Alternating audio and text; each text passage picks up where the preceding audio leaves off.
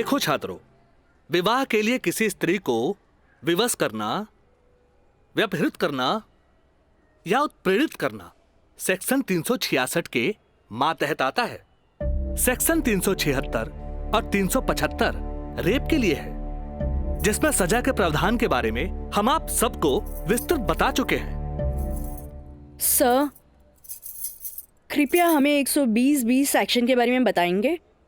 बैठो काजल, तुमने बहुत अच्छा याद दिलाया। अब तक आप लोग सेक्शन 362 और 361 के अपहरण से संबंधित प्रावधान के बारे में जाना। सेक्शन 120(b) भी 2 या 2 से अधिक व्यक्तियों के द्वारा कोई वैध या अवैध कार्य करने या करवाने को आपराधिक षड्यंत्र कहते हैं। ओह, टाइम इज ओवर। कल इसका विस्तृत ब्यौरा बताएंगे।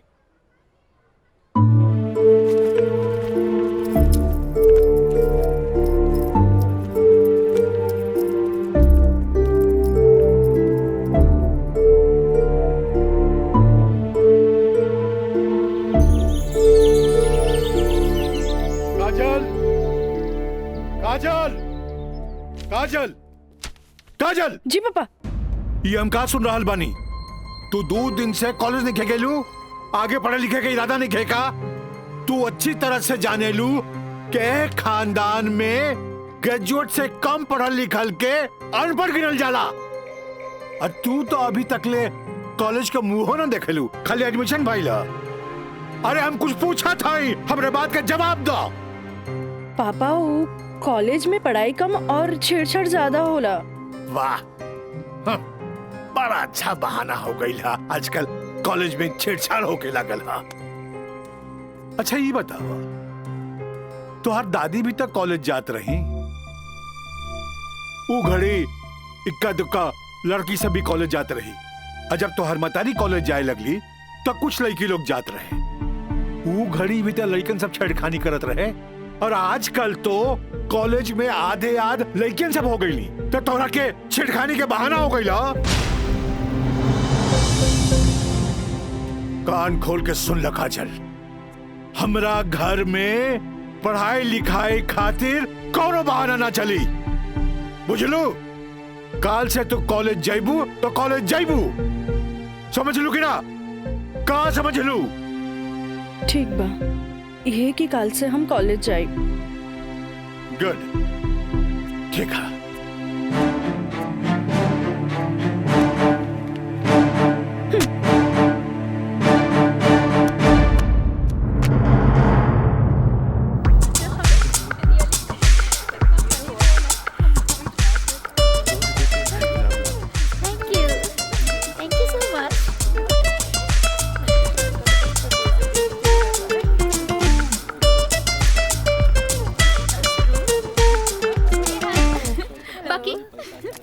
बात है, आज रोज डे के मौका पे पूजा तोहर हाथ में 5 गो गुलाब बा, जेमे की 3 गो पीला और 2 गो लाल बा।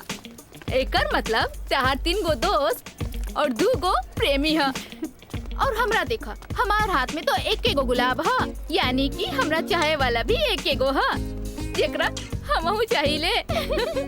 ओ, एकरा के तो देखा, एकरा हाथ में खाली 2 गो गुलाब के फूल है पीला। हाँ तो ठीक बाना, हमरा के प्यार व्यार के चक्कर में ना रहे के। तू आपन देखा, हाथ में बंडल भर पीला गुलाब, माने कि प्यार ही प्यार बेशुमार। तोहरे के मुबारक हो। कितना प्यार के बेशुमार करत रहा तोहनी के, बाकी रोज डे के मजा तबे आई जब हमनी के प्यारी प्यारी सहेली काजल आई है। हाँ हाँ, काजल के बगैर तो तेरा रहले ना जाला। सही कहा था। अरे हाँ देखा, काजल तो होते बिया।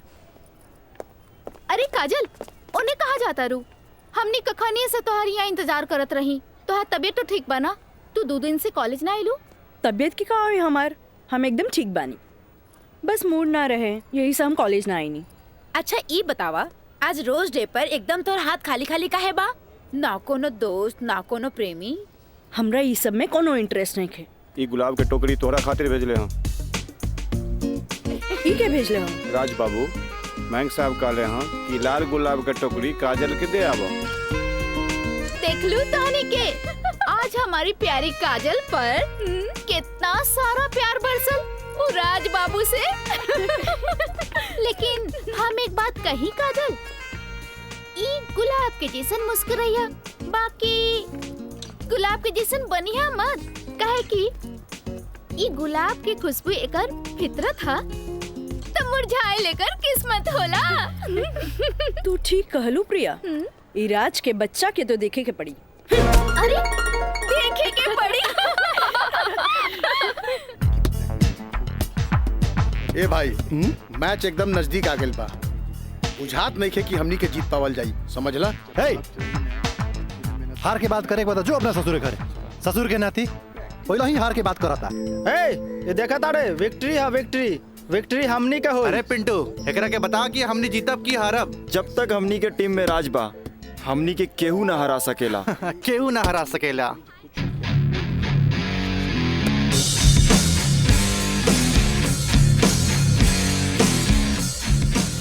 मयंक, हाँ राज, जीत केकर होई? जीत तो हार हुई और के कर हुई, और जीत सिर्फ फुटबॉल में ही ना, प्यार में भी हुई। यही से एक टुकड़ा गुलाब का फूल भिजवा दे लिया, लेकिन यार गुलाब बहुत महंगा हो गया। अरे 500 रुपया हमारे पॉकेट से लग गई। समझ गई नहीं तोर नौटंकी। इले 1000। पीछे से आवत भी तोहर प्यार और हम चन्नी बाजार। हेलो काजल। हाय, एक सेकंड। चलो लोगिन फैन, मैदाने में अब देखल जाई। हाँ हाँ चला चला। राज, तोहरा हम कैसन लड़की दिखत बानी? शरीफ, अच्छी लड़की। गलत, तोहरा जैसन लड़का खातिर हम एक बहुत ही बदमाश लड़की बानी। अच्छा ई बतावा, टोकरी भर फूल भेजे के का मतलब रहे? मतलब ई की दोस्ती और ई प्यार के फूल ह, एकरा मुरझाए मत दिया। ए काजल, अपना दिल में हमेशा दोस्ती और ई प्यार ला जगह बनैले रहिया। ई जन्नत में बनेला, एक एक वो बिखरे मत दिया। रिश्ता जन्नत में बनेला, बिखरे मत दिया। देखा राज, अब तक हम तोहार हर छेड़खानी के नजरअंदाज करत रही, लेकिन अब टोकरी भर गुलाब के फूल भेज के अपन अमेरिकी दोस्त जमावे लगला। तोहरा पता नहीं कि हमार बाबूजी कोर्ट में पेशकार बाड़े और उनका वास्ता रात दिन गुंडा मवाली और पुलिस से होत रहेला, और ई भी जानला वो गुस्सेल भी जरूरत से ज्यादा बाड़े। वो तो हम तारा के देखते बुझ गल रनिया। वो थोड़ा सा हम तारा प्यार मोहब्बत का दिखा देनी, तू तो हमरा के गुंडा मवाली के लाइने में खड़ा कर देलू। देखा, हमरा ना चाहिए ऐसन प्यार व्यार जेकरा खातिर हम अपन सहेली के बीच में मजाक बन जाई। बड़ा खिसियाइल बिया, पट्टे वाला तो नइखे बुझात, पर हमरा भी तो उहे के पटावे में मजा आवेला जो ना पटे वाला होखे। पेशकार साहब। अरे मिथिलेश, बैठा बेटा। Thank you. पेशकार साहब, हाईली फाइल अगला हफ्ता के हर केस के तारीख पूरा ब्यौरा के साथ तैयार कर देनी है। भाई वाह, एगो साइंस के स्टूडेंट होके तू सिविल कोर्ट ज्वाइन कैला, हमार फाइलो तैयार कर देला जी। मिथिलेश, जब से तू यहाँ पर ज्वाइन कैला, हमार कुल काम आसान हो गया। एगो बात कही सर, रउआ अखिलेश आ हम मिथिलेश, राउर काम के तो डंका बजिए रहल बा। अब हमरो तो कुछ सेवा करे दी। जानी ले, एमे हमरे फायदा बा। एगो क्लर्क होके हमरा फ्री में पेशकार के अनुभव मिल रहल बा।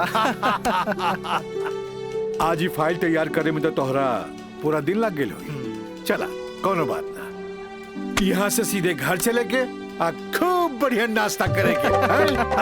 आवा। पेशकार साहब, ये हमरो कहे के रहे कि आज रउवे साथे घर चलब। अच्छा। असल में काजल के एग्जाम नजदीक बा, से उनका खातिर कुछ नोट्स तैयार कर ले बानी, जे दे भी देव। अच्छा अच्छा अच्छा, तो यही से काजल के फोन आए रहे कि आज लिट्टी चोखा बनौले बानी। मिथिलेश बाबू के भी साथे ले ले आई है। ठीक बा, चला चली।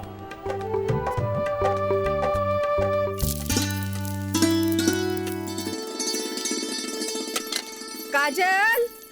हाँ माई, बेटा तनी है बैगनवा देख तो।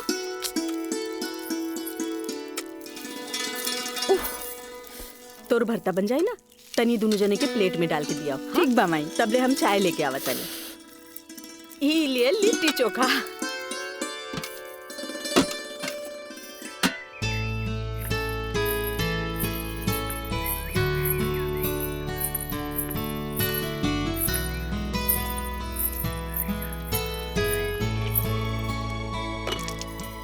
का काजल, कैसन बारू? हम ठीक बानी। नोट्स लेनी की ना? अरे कैसे ना लेती, तहरा हाथ के पंजाबियन के भी फेल करे वाला बैंगन भरता जी खाए के रहे। ठीक कहला मिथिलेश, अपने काजल के हाथ के बनावल भरता के कारण ही सगरो रिश्तेदार के आवन जावन लागल रहेला जी, वरना ये मोबाइल त रिश्ता नाता के अलगे ही कर देला सर। जी बिल्कुल सही कहनी। काजल, हाई ला अपन नोट्स। हमार अंदाजा है कम से कम इमे से 2-3 सवाल तो जरूर आई। अरे खा भी मिथिलेश, लिट्टी ठंडा हो जात बा। जी। अब ऐसे भी 2 दिन तक ले तई नोट्स के हाथ लगाए वाला नहीं की, काहे कि 2 दिन के बाद फ्रेंडशिप डे जौन आ रहल बा। हाँ। रउआ का समझा फ्रेंडशिप डे? दे 300 रुपया। 300 रुपया? अरे काजल के फ्रेंडशिप बैंड खरीदे के बा। है, और चढ़ाओ अपना बेटी के माथा पर। है फ्रेंडशिप डे, काहे ना कोनो बड़ी सेठ से बियाह कर ले लो। अरे करम में तो पेशकार लिखल रहे, तका करती है? काम आई। हमार बाबूजी की कम समझे लो, मजिस्ट्रेट तो आइला जाइला, बाकी हमार बाबूजी की तो सारा जिला जवार जानेला। का मिथिलेश बाबू? हाँ हाँ बिल्कुल ठीक कह लू। ये दोस्ती हम नहीं तोड़ेंगे, तोड़ेंगे दम मगर तेरा साथ ना छोड़ेंगे।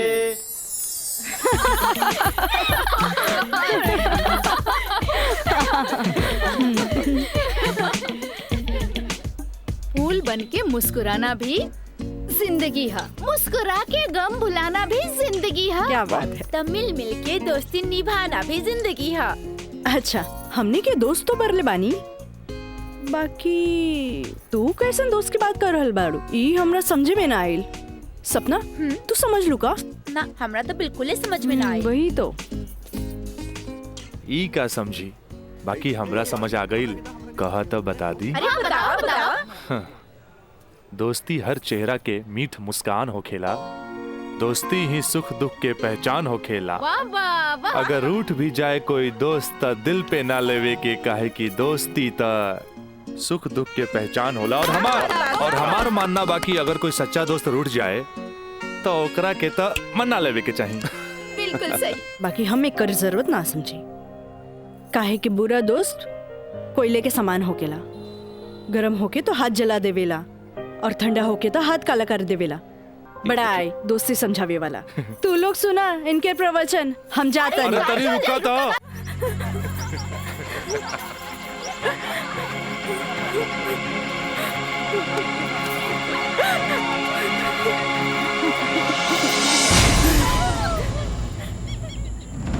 ये काजल, तोरा परेशान होके के जरूरत नहीं खे।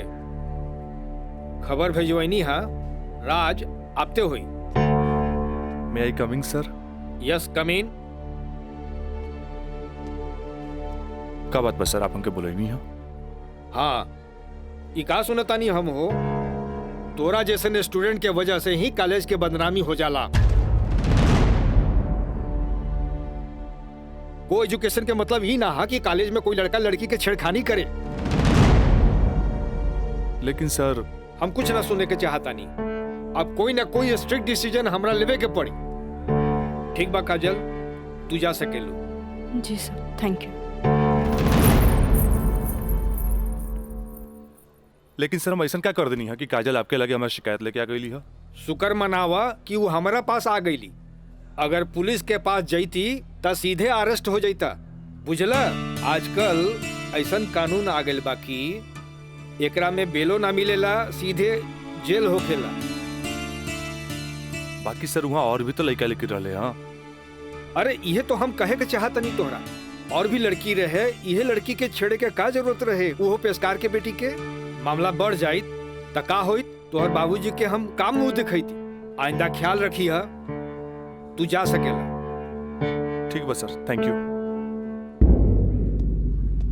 मयंक भाई बहुत टाइम लगिल प्रिंसिपल के यहाँ। अरे तो आबते हो यहाँ ना। का बात भइल? बड़ा टाइम लागत दला। कहत रहले हाँ, ऐसन के काहे पटावेला जौन शिकायत लेके आवे, ऐसन के पटावा जौन शिकायत ना करे। तो प्रिंसिपल साहब गलत का कहत बड़ा? पता ना काजल में का देख लेले बड़ा कि वही के पीछे भागा जात बड़ा। तोहनी के ना बुझाई, हमरा ओकरे पटावे में मजा आवेला जौना के पटावल मुश्किल बा।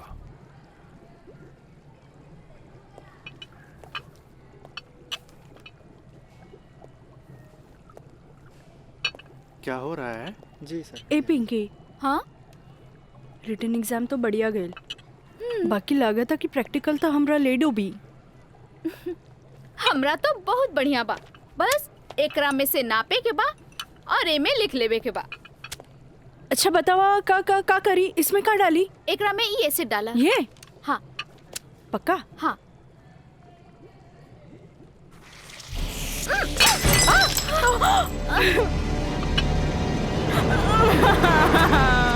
अरे काजल!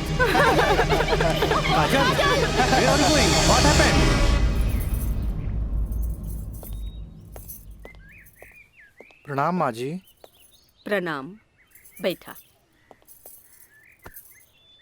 अकेले पेशकार साहब कहाँ रह गइलन? उहे बतावे के बा जे आज उनका कचहरी में देर होखी। अच्छा अच्छा। काजल के आज प्रैक्टिकल के आखिरी एग्जाम रहे, से पूछे के बा कि एग्जाम कैसन गईल। अब देखा बहले तो ऐली ना, कैसन जाए कहा जाए कुछ समझ में नहीं ख्यावत।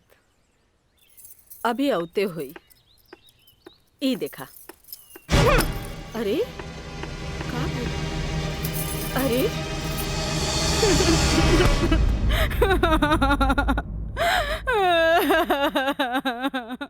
काजल, काजल, ए काजल, का भइल? अरे हमनी के अनदेखी करके यहाँ के रोवे लगलू। अरे का भइल? परीक्षा तो ठीक से गई ना? अरे बोल। प्रैक्टिकल खराब हो गए, एन वक्त में टेस्ट बुक टूट गए, हम फेल हो जाए माई, हम फेल हो जाए। अरे का काजल, तू तो बड़ा जल्दी निराश हो जानी। अब केमिस्ट्री थ्योरी में जहाँ तक हमनी सोचले रहनी, कम से कम तोहरा के 40 मार्क्स तो मिलबे करी। अब प्रैक्टिकल में मार्क्स नहीं हो मिली तब पास होके से के रोकी? बाकी मिथिलेश बाबू, हम तो प्रैक्टिकल में छोड़ के आ गए नहीं। अरे तो का भइल, इन्विजिलेटर 0 ही दिहन ना, इतना हदीर काहे होत बारू? हाँ, एग्जामिनर अगर एकरा के इशू बना ले, अब माइनस मार्किंग करें, तब बे फेल होए के बात हो सकेला। अरे तो रो रो के हलकान भैला से का पास हो जेबू? ई देखा था, जा मुँह धो, भगवान सब ठीक करिए। जा। का ठीक करिए? अरे अब कहा होई कुछ समझ में नहीं ख्याल, कुछ ना बुझाता हमरा के। माँ जी, अब रहुआ परेशान मत होई, एकर थ्योरी पेपर बहुते बढ़िया गईल हा। अरे तो तुहार गाइडेंस रहे तबे ना। अरे साइंस के स्टूडेंट रही त गाइड कर देनी, एमे का। ता ठीक बा, अब तू ही समझावा ओकरा के। ठीक है। आई लघु हो जा चुप। भैया एक सैंडविच लाइए। हाँ हाँ ले।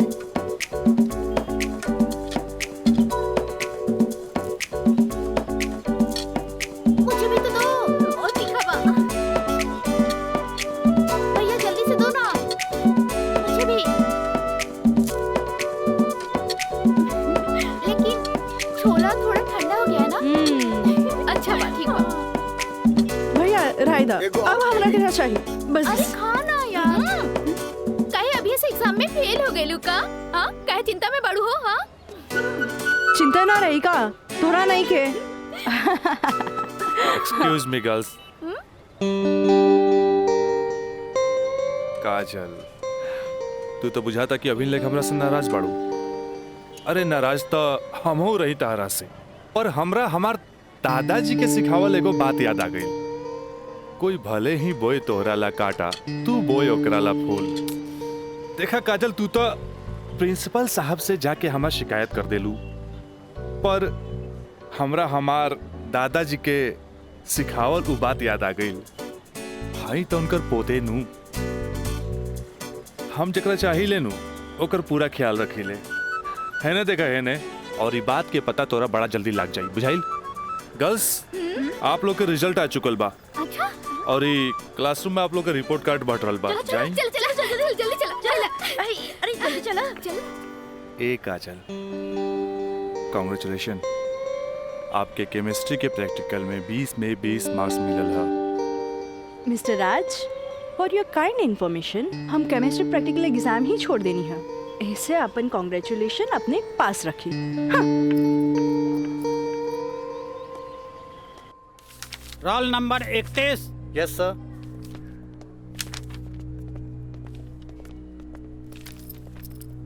Roll number 32। Thank you sir.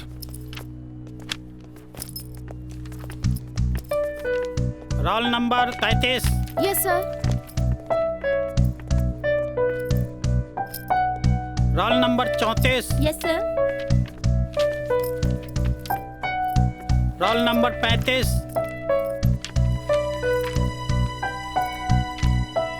Roll number 36।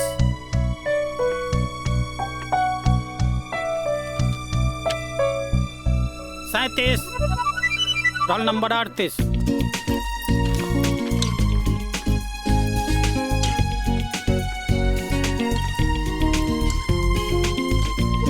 है ना? देखा है ने, और ये बात के पता तोरा बड़ा जल्दी लग जाए, बुझाइल? ए पिंकी पूजा, हाँ का ई देख ना, हमरा के सच में केमिस्ट्री प्रैक्टिकल में 20 में से 20 मिलल। ये जरूर राज के कारनामा है, काहे कि ये इन्विजिलेटर शर्मा जी ओकर बंगले पे तो ठहरल रहलन। ओह, हाय मैं मर जावा। अगर तोहरा जगह पे हम रहती ना, तो राजा के तो रानी बन जाती। जा बन जा। तारा के देख के ना एगो बात याद आ गई। इया कहे धिया धिया, धिया कहे चिया चिया।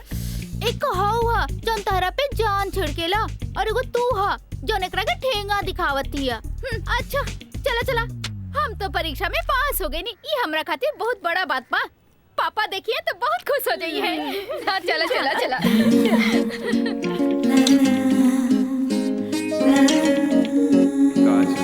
दादाजी के सिखावल एगो बात याद आ गई। कोई भले ही बोई तोरा ला काटा, तू बोई ओकरा ला।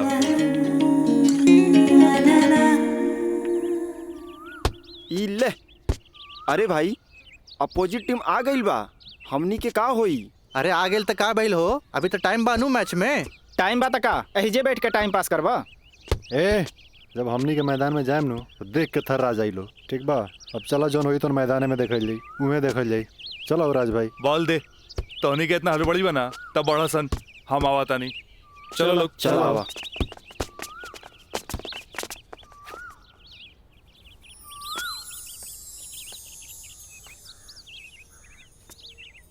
सुनो,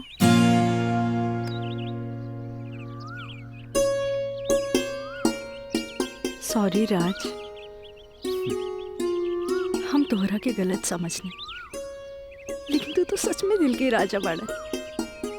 और तू ये राजा के दिल के रानी। ए काजल, हम तारा के बहुत चाहे नहीं। Thanks for chemistry practical marks. WhatsApp number मिली का? व्हाट्सएप? हाँ ठीक बा, ले ली। 8291 71 7752। 8291717752।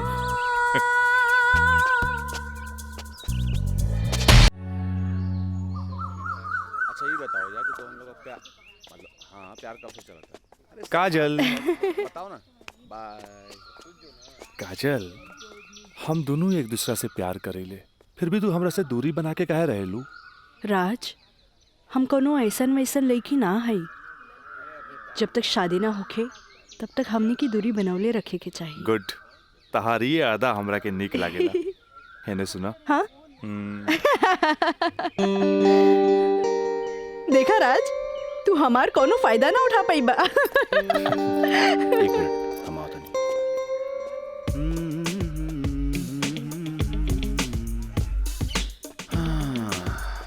राज, यार एगो बात बताई। काजल अब यार हमरा के भी अच्छा लगे यार। हम एगो बात बताई। तू हंसुआ के बिया में खुरपी नियन गीत मत गो। वो तो और भाभी लागी। का लागी? भाभी। चल।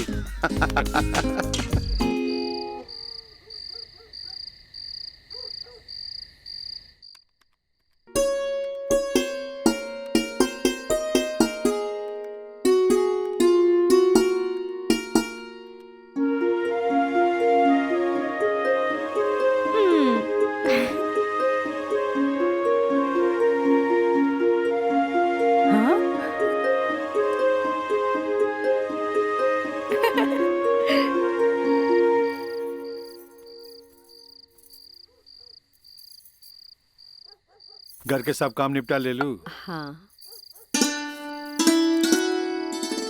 ब्लड प्रेशर के ई लोसर एज खात खात रउआ के सालन बीत गए। अरे एक बेर डॉक्टर से पूछ लेती कहीं गोलियां तो ना चेंज करे के बा। एकर साइड इफेक्ट भी होला। एक बेर हमार बाबूजी के पैर ऐसे ही सूज गए रहे। जब गोली चेंज भइल तो एकदम ही ठीक हो गइल। तू हमार कितना ख्याल रखेलू। अच्छा ये बतावा, तू अपन थायराइड के गोली खा लू कि ना? अरे कहाँ खाइला, 3 दिन से तो वो खत्म हो गइल बा। का गोली खत्म हो गई? तू हमरा का बतैलू ना कि गोली खत्म हो गई। तो अरे तू मरबू, तू एक दिन जरूर मरबू। फिर हमरा से ये ना कहिया कि हमार ख्याल ना रख ले। अरे जब मरिए जाए तो कहा बोलब।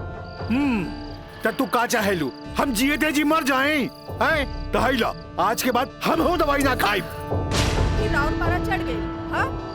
तलवा के लहर माथा पर चढ़ गई। अरे तलवा के लहर माथा पर ना चढ़ी तो क्या हुई? तू दवाई ना खाइबू तब बिस्तर पकड़बू। फिर घर के चूल्हा चौका घर बाहर के देखी? अरे हमरा तो कचहरी के काम से फुर्सते ना मिलेला। फिर बैठ के तुम्हारी सेवा के करी? अरे के करे कहा था सेवा? मत करब, मरे दे, मत ले बापन कचहरी से छुट्टी। तू तो यही चाहता रू कि समाज हमरा के रनवा बन के फिरत देखत रहे। हे भगवान माफ करी हमरा के। अरे तू हमरा के माफ करा। जाई। अब हमरा कोनो जुगाड़ करे के पड़ी। काजल। हाँ काजलवे के माथा चाटी। काजल, काजल जी का करता रू? पढ़ाई करत रही, वो इंटरनेट से कुछ नोट्स लेत रही। ठीक है काजल, तो क्या हमार क्रिया आज से तो हाथ ड्यूटी है कि तू अपना माई के रोज भोरे भोरे थायराइड के गोली देबू। अरे वो तक खुद मरी है और हमने सबके भी मार दी है। कॉलेज जायलू ना? जी बाबूजी, लाइब्रेरी में पढ़ाई खातिर कल संडे है, फिर भी हम जाए। ठीक ना बाबूजी? Good, very good. ऐसा ही पढ़े के चाहिए, तब तरक्की करबू।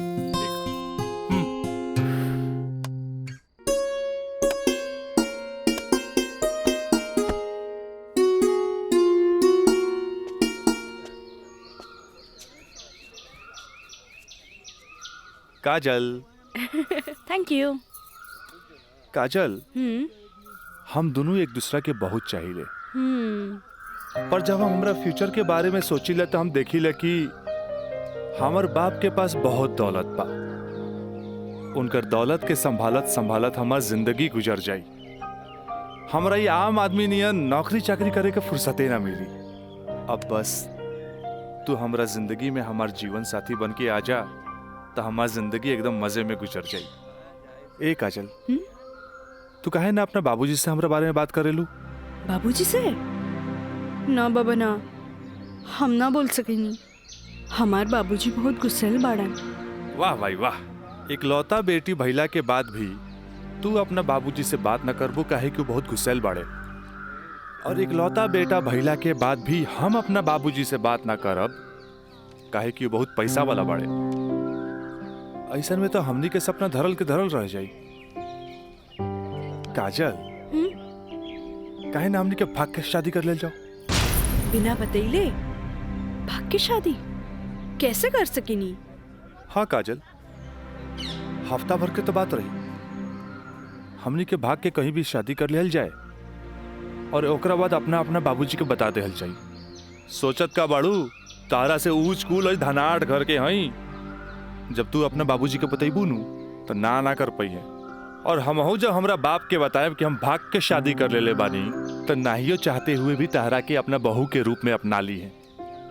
ए काजल, हम तहरा बिना एक पल भी ना जी सकीले। ठीक बा, हम कोशिश करब। इनु भइल बात। अब छोड़ा हमरा, बाय।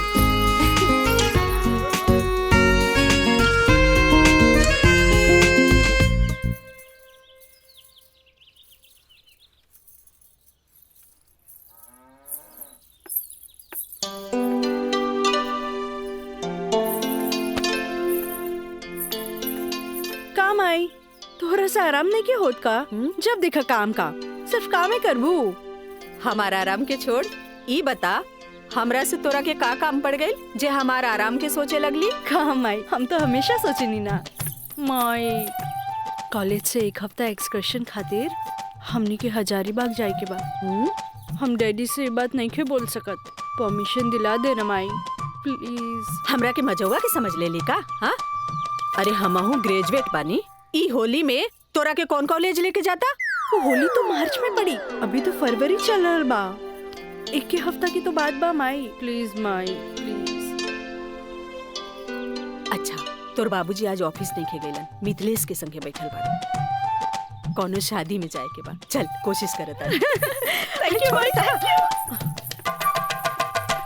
मिथिलेश, ऊ कहल जाला ना कि हाकिम के अगाड़ी या घोड़ा के पिछाड़ी ना रहे के चाहिए हैं?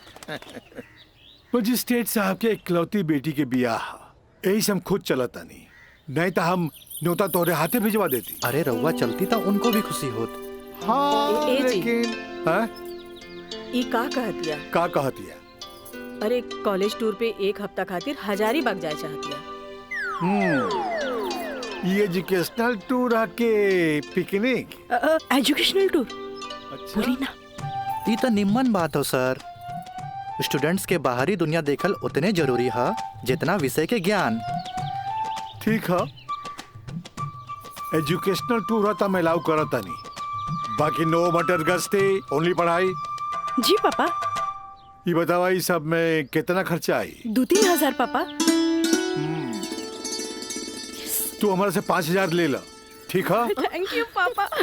चलो तू हमरा के दिखावा कि वो न्योता के कागज तैयारी कर ले बाड़ू। चलो मिथिलेश, हम आवत हैं, बैठो। जी सर जी।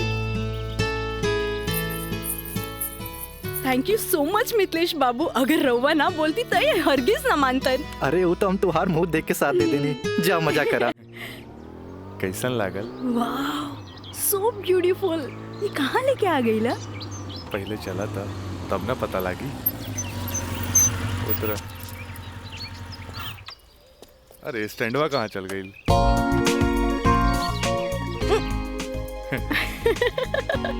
बड़ा धांसू सजीले बा। हाँ। चला चली।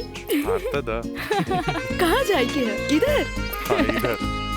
जगह तो बड़ा झकास बा। क्या यार राज, कब से हम तुम्हारे इंतजार करत बनी, इतना लेट कर दे तू? मयंक, राज, मयंक यहाँ? हाँ, एकरा पहले भेज देनी। इस सारा जे तामझाम बा, इस सब के अरेंजमेंट के करी। यार तो हम लोग का शादी खातिर एक विद्वान पंडित से बात कर ले बानी, और देखा तोहनी के आराम खातिर यहाँ सारा साधन सुविधा मौजूद बा।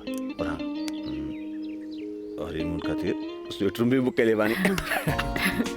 और देखा अब हम निकलता नहीं, कहे कि हमारा के मंदिर जाए के बा, और मंदिर जाके पूरा शादी का सामग्री लेके आए के बा। बाप रे, इतना सब तैयारी। अरे शादी की करबा, हमार दोस्त राज का शादी बा। गलत बात।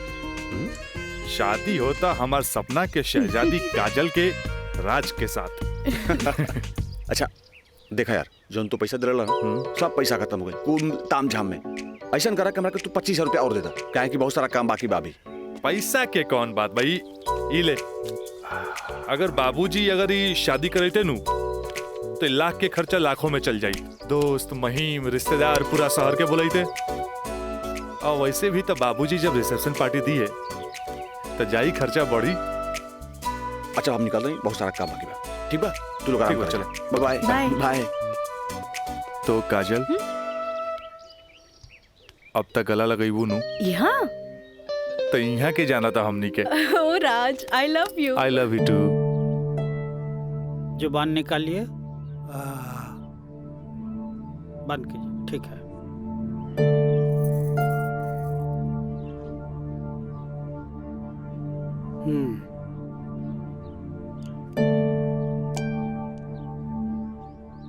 सांस लीजिए और जोर से।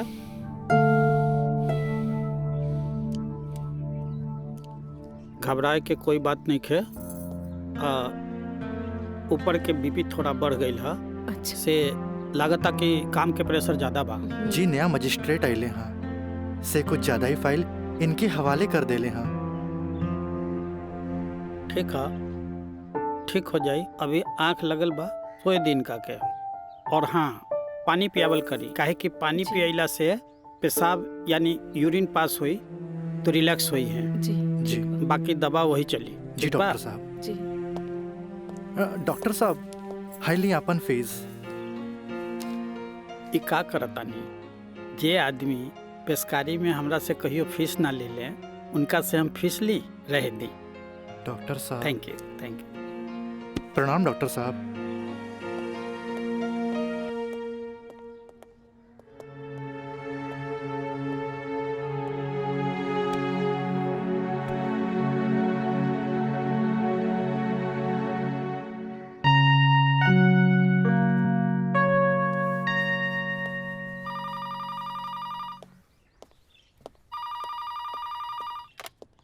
हेलो, हम काजल बोले तानी। हाँ काजल बोला, कैसन बारो? माई बाबूजी कैसन बाड़न? बाबूजी के तबीयत खराब बा। बीपी बढ़ गई हा, से सुतले बारन, उठाई का? हाँ, नहीं छोड़ दी, यहाँ सब ठीक बा। आप कैसन बानी? हाँ हम तो ठीक बानी। माई के बुलाई का? ना रहे दी, आके हम सरप्राइज दे। Okay bye. Okay bye. केकर फोन रहे? काजल के। अच्छा वहाँ के ठीक बारी। अच्छा खोज खबर लेत रही। अच्छा माँ जी, हम चलत तानी, सांझ के फिर से आ जाए। ठीक बा।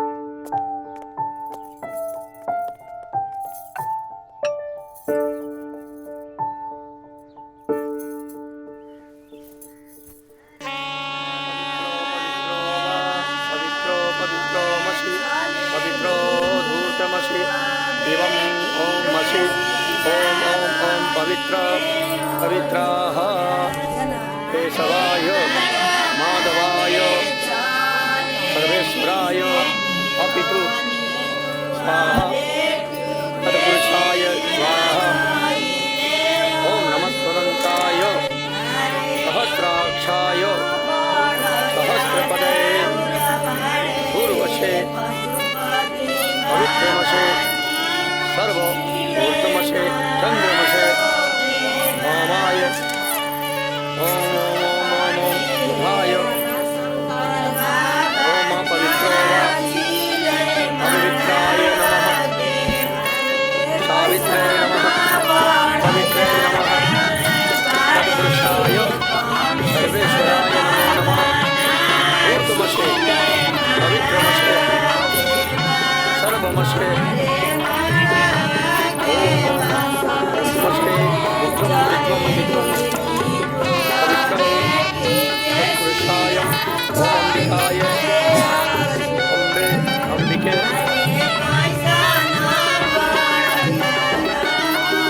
राजलाय राजाय नमो नमो नमो नमो विवाह संपन्ना भवतु।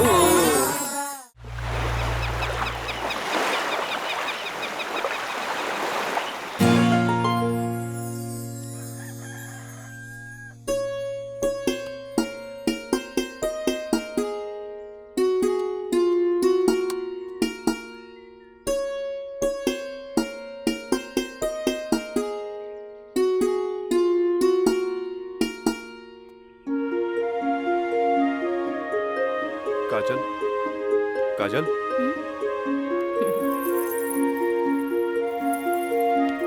Good morning. Good morning. उठे के मन तो हमरो ना करत रहे, पर खाली सुतल रहला से जिंदगी ना नु चली। चाय ले लो। गर्मा गर्म चाय। मयंक अपने हाथ से बनेले बन। ए ओ कुछ ना, सिर्फ भाभी खातिर। और ई गर्मा गर्म चाय।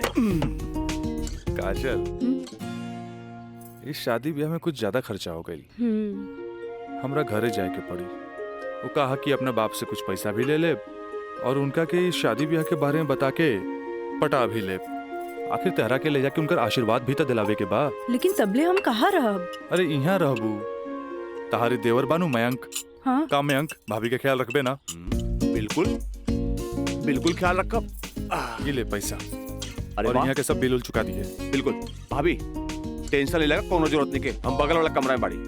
और हाँ तू चाय पी के फटाफट फ्रेश हो जा और जन खाए पिए गई ऑर्डर दे दिया। ठीक बा। और हम रात के छोड़ के यूं आवता नहीं। तू चल, हम आवता नहीं। चल। ए काजल, अरे हैने आवा। कल साझे लिख के तो बात बा, हम यूं गई नहीं यूं आई नहीं। और वैसे भी अब तहरा बिना हमार मन कहा लागी। अब जाई भी और जल्दी आई। ठीक बा।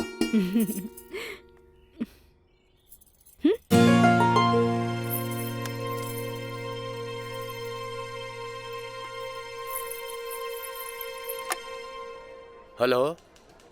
हाँ, अरे देख रही हो कि मैं ऑफिस में हूँ।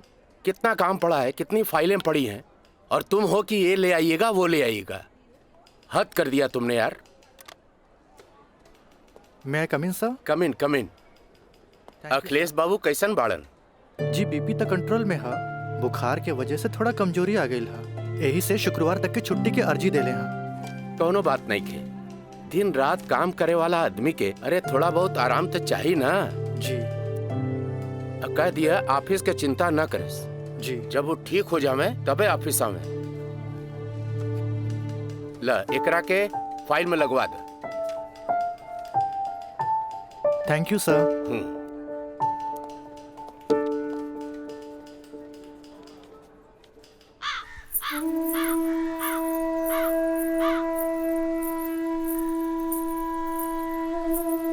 अरे भाभी आइए बेटी। भाभी क्या बात बा? बड़ा परेशान लागत बानी। हम राज के फोन लगा लगा के थक गए नहीं। कभी डेड टोन में लेता तो कभी आउट ऑफ कवरेज एरिया। तोरा पास उनकर कोनो लैंडलाइन नंबर बा? ना भाभी, और हम उनका दोनों नंबर पे फोन लगा के थक के हार के बैठ गई। हैरानी की बात तो ये बाकी कि गैला के बाद ना कोनो खबर, ना कोनो कॉल, ना कोनो मैसेज। भाभी तू टेंशन मत ले। हम अपने को दोस्त के भेजे बानी और जैसे ही खबर मिला था सबसे पहले हम तोरा के बताई। ठीक बा, हम अपन कमरे में बानी। अरे भाभी घबराए कोनो बात नहीं की, हम बानी ना।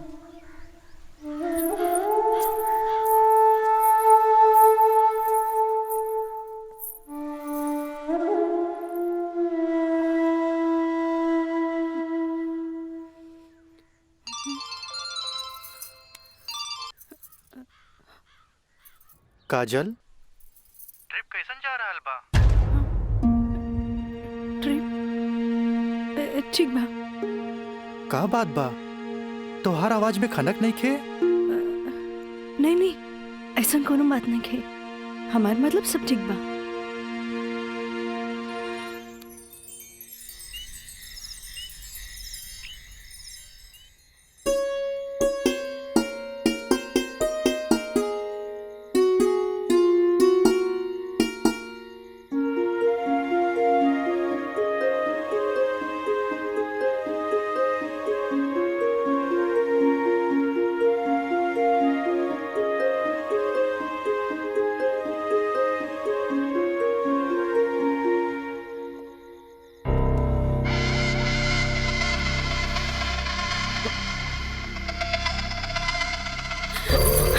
देवर जी, मयंक, ये क्या बदतमीजी है? चल जाइए यहाँ से, वरना राज के बता दे। किसे? राज से? राज से? वो भाग गए? हाँ? आवेला नहीं के? हाँ? तोरा क्या पता? हाँ? ये भी कुछ हो रहा बना? सब ओकरे प्लान के तहत हो रहा बा। वो तो तोरा के भोग के और भौरा जैसन चूस के भाग गए। काजल, पता बा, पहला बार देख ली तू पहली नजर में हमके पसंद आ गई। हाँ, हम तो के दिल से चाहे लगे काजल, आज दिल से चाहे लगे। तुझे कहा तारा कौन सच बा? सच ना 16 आना सच बा। ये बात हम तुझसे बहुत पहले बता दी थी, लेकिन क्या करी, ये मेरी और मेरी हमार मुंह बन के तरस। देखा, तू गरीब हम गरीब, हम तो क्या अपने काजल? हाँ, हमसे ब्याह कर ला, हम तो क्या अपने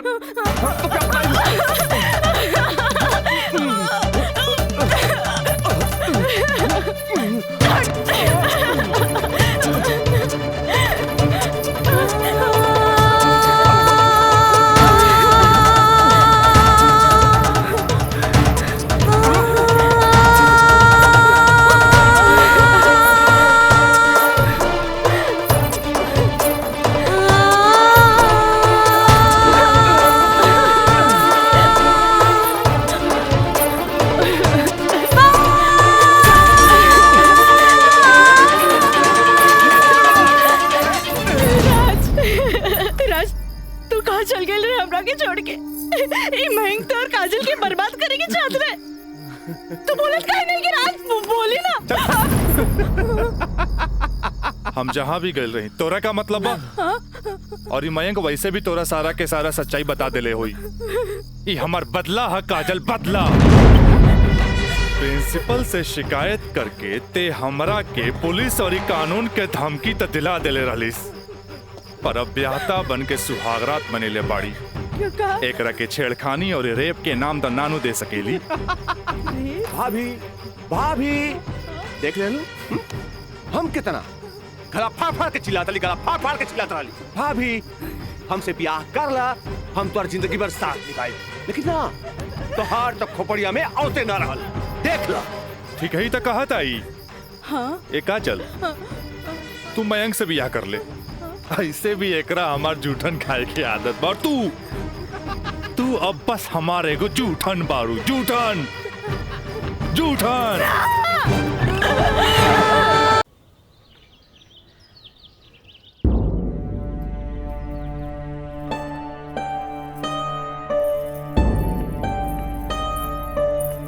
काजल,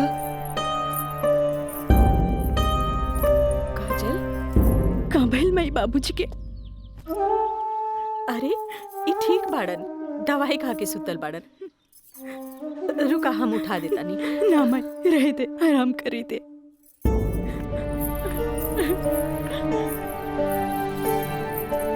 काजल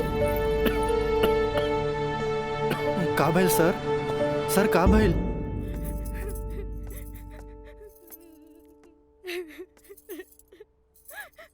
काजल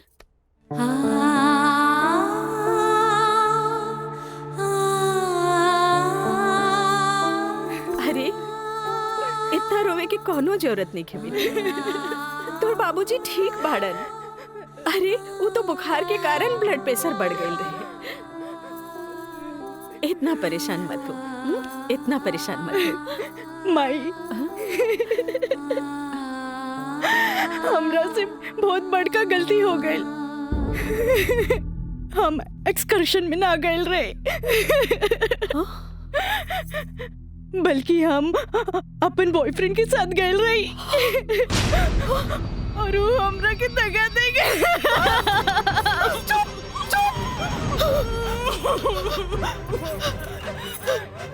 सच सच बता, सच सच बता। कहाँ भाई? तू ठीक तो बाड़ी ना? तू ठीक तो बाड़ी ना? हम ठीक तो ना बानी माई।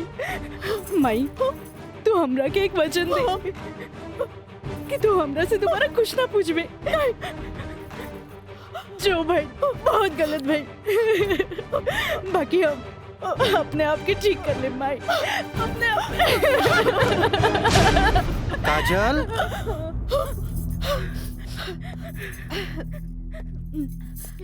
काजल, बाबूजी तोरा के बुलावा तारे। चला।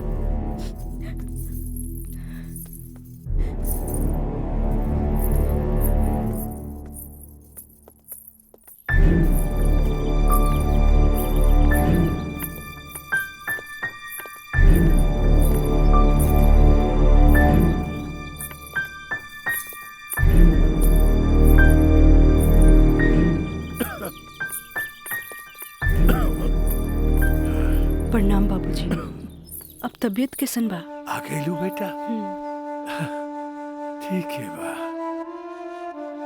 तू बतावा तो ट्रिप कैसन रहा और अब आगे पढ़े के का प्लान बा बेटा?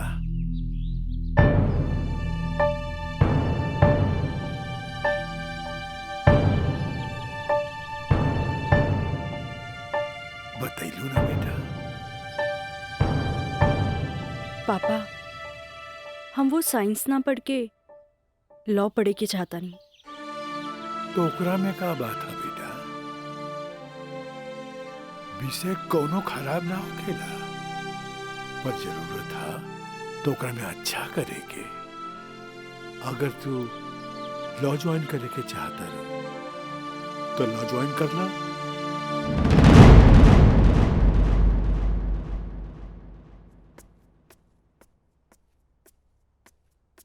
का काजल बेटिया तबीयत ठीक बानू? क्लास कब के खत्म हो गई? तू बैठल वारू बंद करे के रहे। हाँ काका, रूम लॉक कर दी। हम तो बस ऐसे ही बैठ गए रहे। अच्छा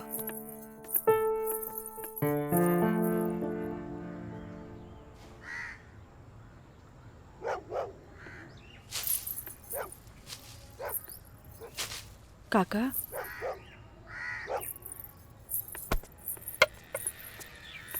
अरे बिटिया तू फिर आ गेलू? अरे हम कई साल से देख रहल बानी कि हर 3-4 महीना पर तू आ जालू। पर बिटिया राजा तोहरा से नइखे मिले चाहता। वो बड़ लोग हवन, उनकर जिंदगी में तारा जैसी लड़की की कीमत चाय के कुर्बा के बराबर हा, जे पी के फेंक देवलन। काका तोहरा का लागता कि हमें को फेकल कुर्बा है? नहीं बिटिया नहीं, ऐसे बात नहीं के जे हम देखिला से बताइनी। बिटिया हम उनकर घर के नमक खैले बानी, फिर भी जब जब तू आयलू हम उनका बताइनी। पर राजा बाबू है कि एक कान से सुनेलन और चल जालन। पर बिटिया हम वहां के नौकर हैं, फिर भी अगर हम तारा काम आ जाई ना तो हम अपना एक बहुत खुश नसीब समझब। काहे कि तू जब जब आवे लुनू हमारा देखल नहीं जाला बिटिया। काका अब की बार उनसे कह दिया कि काजल आखिरी बार आयल रहे, एगो घड़ा रहे जेकर पानी ऊपर तक भर गई।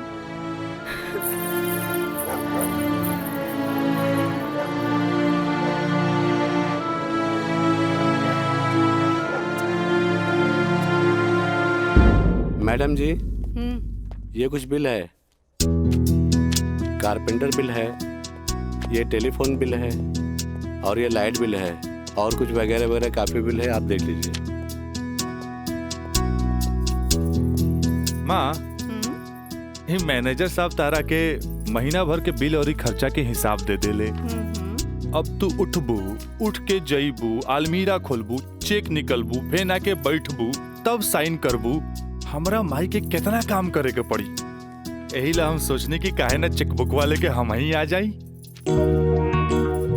नीमन कैला।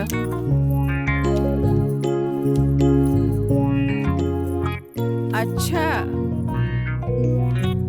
तो तू एम्मा अपन 50,000 का चेक पहले से भर ले बाड़ा, तभी तो हम समझे कि माई के इतना मस्का काहे के। माई अब तू ही बताओ कि इतना अमीर बाप के लड़का हई तो दोस्त महीन के टाइम टू टाइम पे पार्टी तो देहे क्यों पड़ी ना? देव तो हमरा बाप के ना कट जाए की ना? का मैंने सब बिल्कुल राजा बाबू। जी ले अपन बाप का ना कोच कर। इनु भइल हमरा दुनिया के सबसे बेस्ट माई वाला बात। Love you Mai. मैनेजर साहब। जी मैडम। इस सब रसीद आप एक साथ पूरा बिल कह के हमरा के दें, हम एक गो चेक काट देते हैं। जी मैडम। ठीक है जी मैडम। हमरा ई बात के बहुत खुशी बा कि रउआ लोग हमार ग्लोबल कंपनी में इन्वेस्टमेंट करे के चाहता नहीं। ये हमरा खातिर बड़ खुशी के बात बा। बाकी हमरा भी कुछ देखे के चाहिए ना कि हम दिन दुगना रात चौगुना करके रउआ लोग के पैसा लौटा दे ताकि मार्केट में हमार साख बनल रहे। Of course. Excuse me gentleman. बाबूजी, हाँ, आप हमरा से वादा कैले रहनी कि आप हमरा नया कार किन के देब। अब हम खटारा हम ना चलाएं, बुझाइल नु? I want new car, okay? Yes, Raja is right. I am witness. Okay, I will buy car for you. Thank you sir. हम चलता नहीं बाबूजी। तो ठीक बा, रउए कार खरीदा दे, बाकी राउर कार की खर्चा कंपनी के इन्वेस्टमेंट पे दिखावल जाई। Okay, thanks. जेपी साहब, आपका बेटा तो हीरो लगता है। आखिर बेटा के करा हमरे नु, अरे यही तो उम्र में ऐश करे के।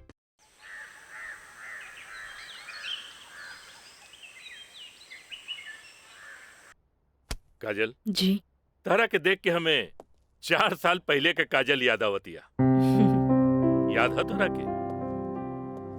मिथिलेश के साथ डरत डरत तू हमरे चेम्बर में आ ललू लॉ कॉलेज में एडमिशन खातिर हैं? ई कानून के पढ़ाई कैसे एगो लड़की के बहादुर और समझदार बना देवेला। काजल, हम चाहता नहीं कि पहला केस तू खुद अपने लड़ा, कैसन रहे? लेकिन सर, तू घबरा मत, हम तारा बारे में केहू से कुछो न कहनी है। देखा, ये वकील लोग अपने क्लाइंट का सीक्रेसी अपने साथे चिता में ले जालन। बैठा। हाँ, तो केस ये है कि मुवक्किल एक गरीब लड़की है जेकरा के शादी का झांसा दे के पहले भोगल गई और बाद में जूठन की तरफ फेंक दी। वो दहेज के केस न कर सकत रहे काहे कि वो गरीब रहे। रेप के केस न कर सकत रहे काहे कि वो अपने घर वालन के मुंह पर कालिक न पोते के चाहते। वो प्रताड़ना का केस भी न कर सकत रहे काहे कि वो घर में कब्बो रहली नहीं। अब वही मुवक्किल का केस तो के लगे। अब वही गरीब लड़की का केस एक पढ़ा लिखल समझदार वकील के लड़ेगा। काजल, हमरे नजर में तू एक मर्द लड़की बाड़ू। हमें फख्र बा कि तू हमारे असिस्टेंट बाड़ू। आई एम प्राउड ऑफ यू बेटा। जी सर, थैंक यू।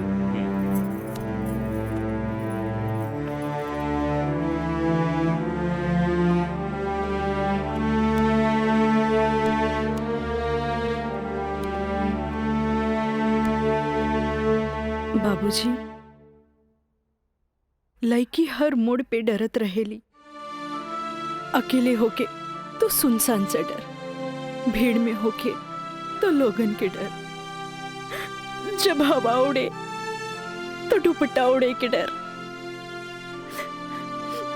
केहू घूरे तो ओकरा आग के डर, बचपन में माई बाप के डर, बड़ होके तो भाई से डर। सिर्फ डरत रहेली, तब तक डरत रहेली जब तक ओकरा जीवन साथी न मिल जाए। और हमार जीवन साथी तो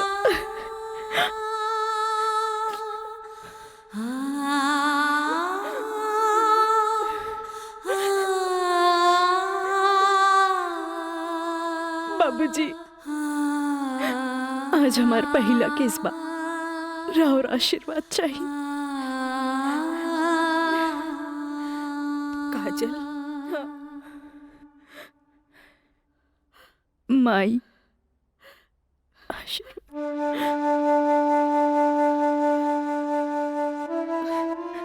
तोरा के वचन तो हम दे चुकल बानी, कुछ ना पूछेगे। बाकी जौन काम में तू लगल बाड़ू, हमारा आशीर्वाद बा तोरा के कामयाबी हासिल हो।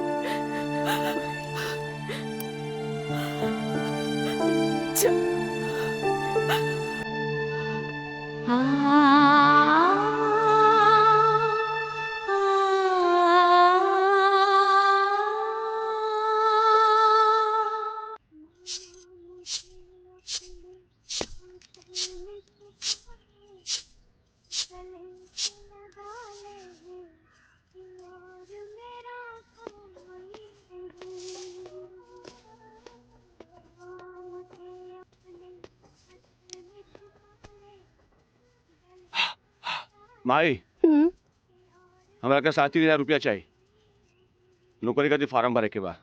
का है वो तो हाथ दोस्त राजा वो ना करेगा तोरी मदद। भाई अब हमारा के केहू को मदद की जरूरत नहीं है, खुद नौकरी करे के बा, कमाए के बा, कुछ बने के बा। यही तो हम कहा था नहीं उम्मीद हो चलल नौकरी ना करबे तो कौन बाप अपन छोकरी तोरा से ब्याही। हमरा का हमार जिंदगी के का आज है कल ना रहे फिर। बहुत हो गया भाई, चल पैसा दे पैसा। तोरा से मुंह लगाए बेकार है। पैसा पैसा पैसा। हाँ हाँ दे। देता नहीं।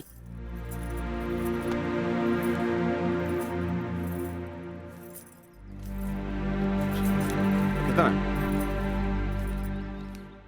हम गिन ले ली, दे 500 और दे। ना नहीं 500 और दे। का है 3,500 चाहिए। देनी ना। चल अब ठीक काहे मांगता रे? चल जा पैसा चाहिए। एक बात कही, तू दुनिया का सबसे अच्छा माई है। चल मैं चलता रही।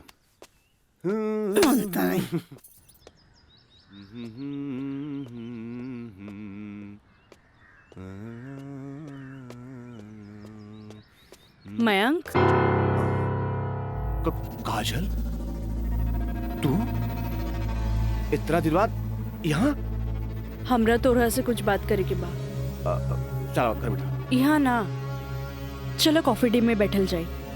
Coffee day? अरे सोचा मत, हम पियाई कॉफी तोरा।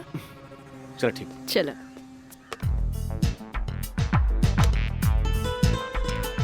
इला। Thank you. पिया ना।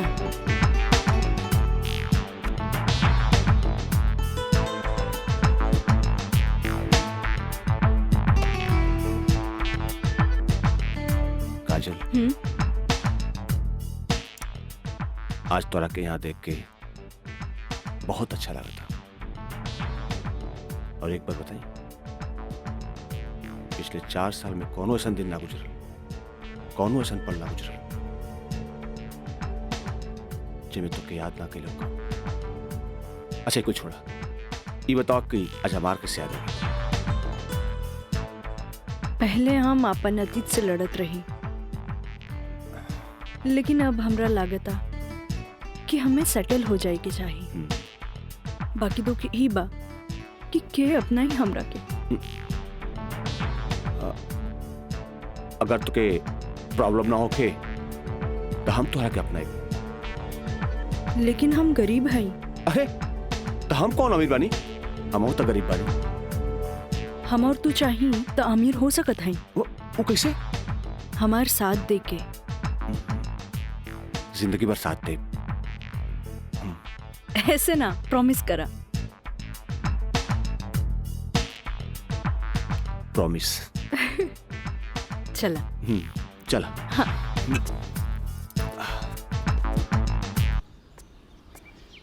मिथिलेश जी, कोनो देर तो ना भइल? अरे ना बाबा, पहले ई बतावा भइल का? मयंक से साथ देवे की वादा ले लेनी है। अब तू अपन मिशन में कामयाब जरूर हो जाएगी। आगे देखी, लेट्स गो। सुनी, एगो बात कही, सब कुछ जलना के बाद भी आप हमें हेल्प करत हैं, ऐसे हम कबो ना भूल सके। पहले तो ना, पर अब सोचे लगनी है कि जिंदगी के हर लम्हा में आपकी जरूरत पड़ी। चल आप चली, तोरा घरे छोड़ दी।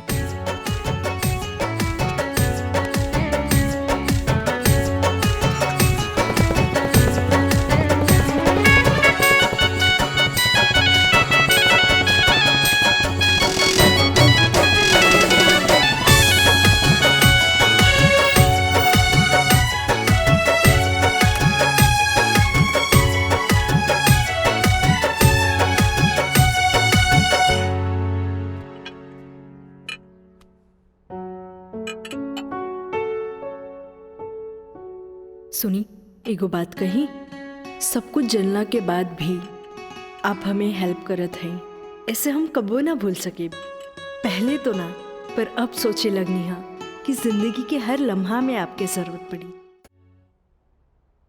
खाना लगा दी? ना भोला, आज तक ऐसा ही पेट भरल है। आज ना खाई बपने ना। ठीक बा।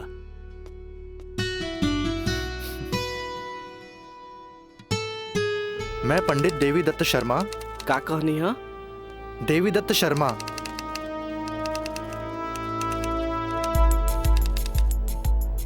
सत्रह मई के भाईल। अच्छा भैया तनी जल्दी करी, देर होता। दीही।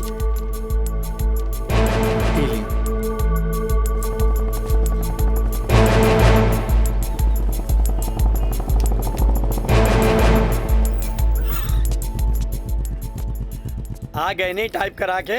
जी। लाइन लाइन दस्तखत हम कर दी। एली।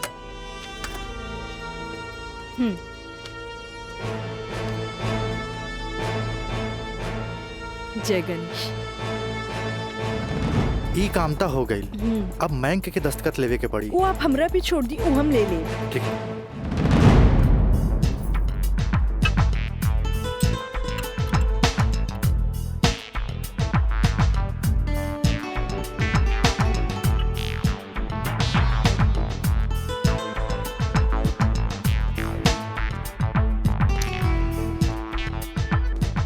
हेलो।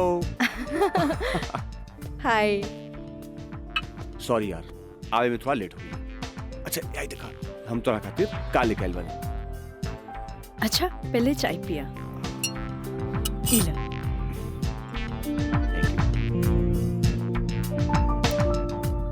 अंगूठी सोना के? हाँ। वो है इतना हल्का? मन तरह के हीरा के लेके आई थी, लेकिन का करी, पैसा का तंगी। अच्छा ई बतावा, खुशहाल जिंदगी जिए खातिर तोहरा कितना पैसा चाहिए?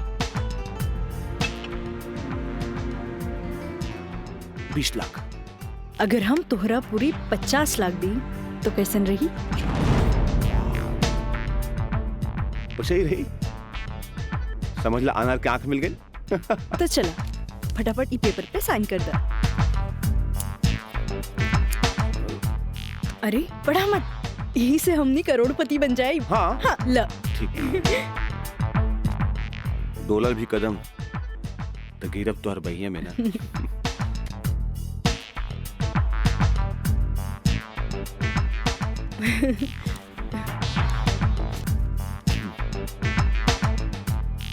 आज से हमनी का नया जिंदगी का शुरुआत। रोमांटिक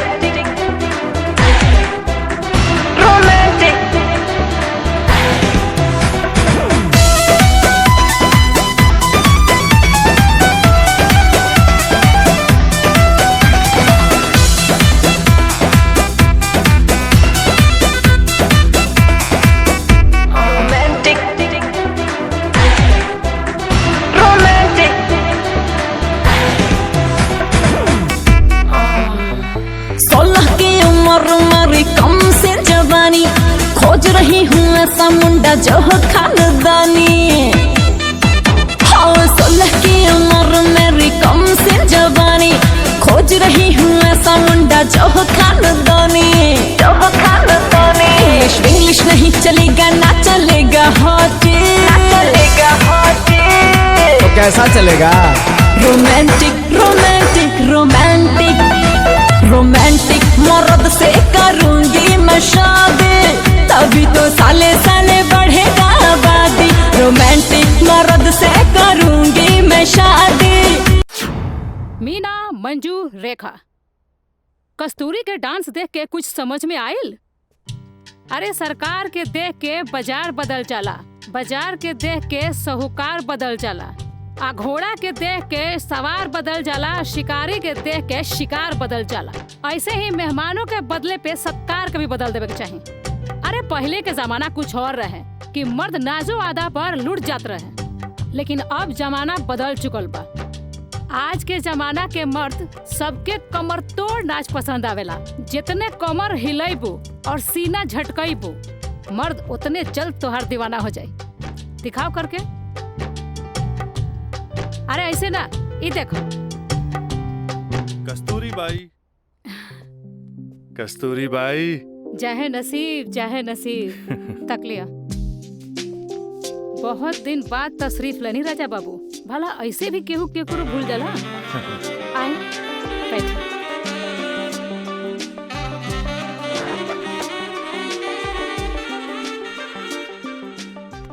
ना कस्तूरी बाई, हम भुलाइल नहीं की।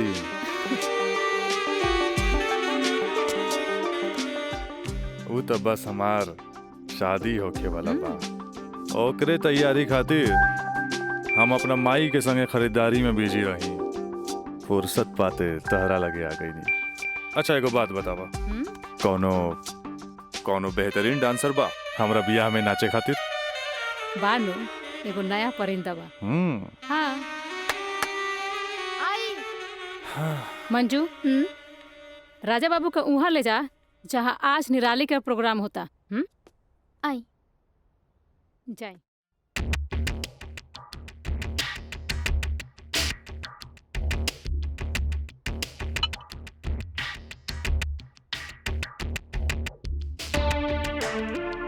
कस्तूरी, तहार निराली हमरा बहुत पसंद आई।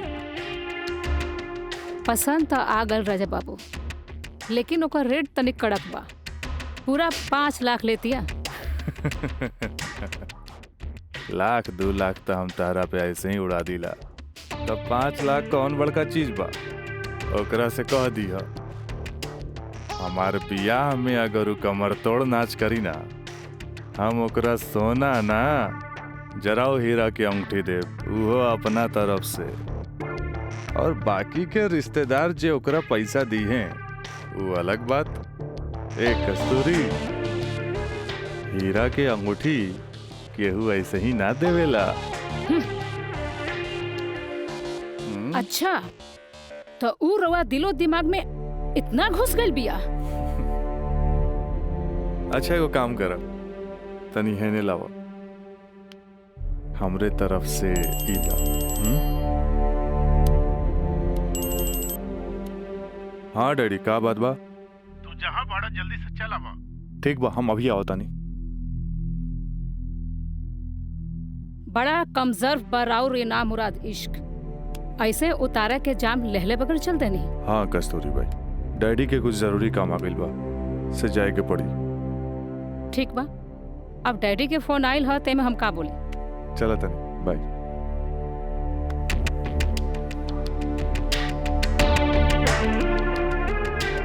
हीरा के अंगूठी तो दे गई, लेकिन तेरा दिल में गड़ल निराली के तीर निकाले के पड़ी।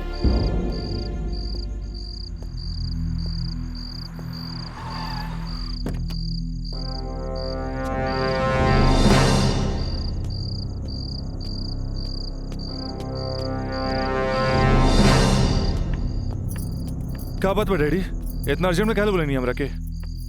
राजा, हाई हम का देखा तानी? कौन लेखी बिया काजल? अपना मुंह में करखा लगावे खातिर ओकरा से बियाह कर लेला और फिर ओकरा वही छोड़ के भागीला। अब वो अपना हक मांगतिया। बाबूजी, हम ऐसा कौनो लड़की के नहीं जानत। ए माई माई माई, देखा था इसको कैसे झूठा इल्जाम लगावता हमरा ऊपर ही। राउर का दिमाग खराब हो गई बा। अरे जे हमरे लड़किया के ऊपर लांछन लगावत बानी। हमार दिमाग नहीं के खराब भाई, हाई देखा हाई कोर्ट से नोटिस आइल बा। भगवाने बचावा सी घर के, लागत कि जगदम्बिका पाल के नाक कटिए के रही। केस नंबर 5078, काजल सिन्हा वल्द स्वर्गीय अखिलेश प्रसाद सिन्हा व राजा सिंह वल्द जगदम्बिका सिंह।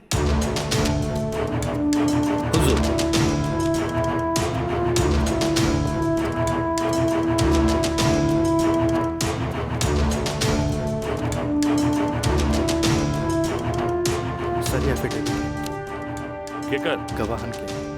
अच्छा ठीक है, चल बेटा। मिलॉर्ड, असल में ये एक अमीर आदमी के प्रताड़ित करे वाला केस है। साथ में पढ़े वाला 2 बालिग दोस्त के आपन मर्जी से हम बिस्तर होए के केस है। I object milord. हमार फाजिल दोस्त एकदम बेकार का बात कर रहल बड़न। सच्चाई तो यही है कि हमार मुवक्किल काजल का बिया राजा के साथे बाकायदा मंदिर में भैल रहे और यह 2 गवाहन के एफिडेविट, एगो राजा का सबसे खास दोस्त मयंक और दूसर बियाह कराए वाला पंडित। आप देख ली। 4 साल बाद हमार फाजिल दोस्त के मुवक्किल कहाँ रहले? सच्चाई तो ई बा जज साहब कि हमार मुवक्किल राजा के शादी रोक के रुपया ऐठे के एगो षड्यंत्र बा, षड्यंत्र। शादी? कैसन शादी? अरे राजा का शादी तो पहले ही हो चुकल बा। अगर दोबारा शादी भइल ना तो तोहार मुवक्किल जेल जाई, जेल। बस जज साहब बस, हमू इनका से यही पूछा तानी कि आखिर ये किस्सा 4 साल बाद ही काहे उठावल गई, बताई? हम बतावा तानी जज साहब।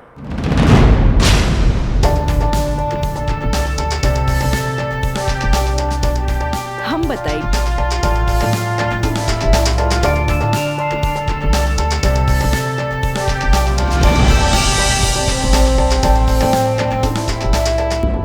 मिलॉर्ड, हम चाहे कि ये केस हम खुद लड़ी।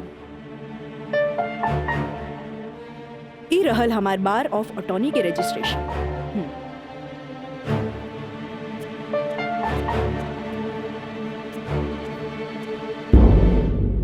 Okay, you can proceed. Thank you sir. आशीर्वाद दी। खुश रह। चल।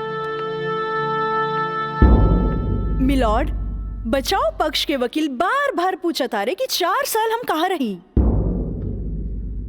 मिलॉर्ड, 4 साल इनके मुवक्किल राजा जैसन तमाम मुजरिमों के सजा दिलावे खातिर ई चोंगा बहुत जरूरी रहे।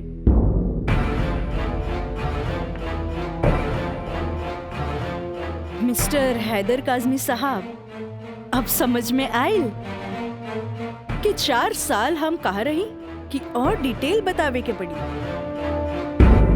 तो मिलॉर्ड, हम केस के स्टडी खातिर हमरा के कुछ समय चाहिए। हाँ, कोर्ट इंस्ट्रक्ट करती है कि राजा की शादी रोक दी जाए जब तक कोर्ट का फैसला ना हो जाए। बचाव पक्ष के वकील की रिक्वेस्ट पर यह कोर्ट मुअत्तिल की जाती है।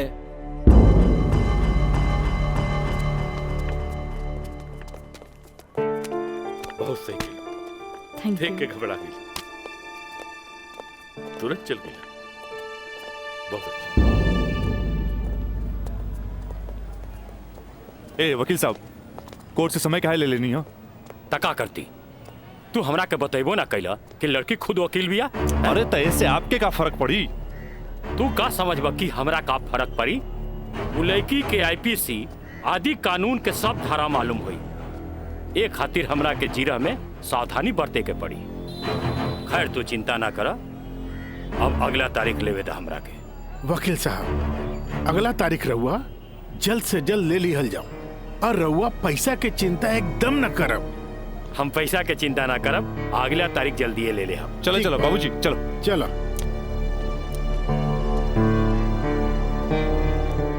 हेलो, हाँ, अब फिक्र करे के बात नहीं के। अरे तहार काम हो जाई, हम समझ गए नहीं, एकदम में समझ गए नहीं। हाँ,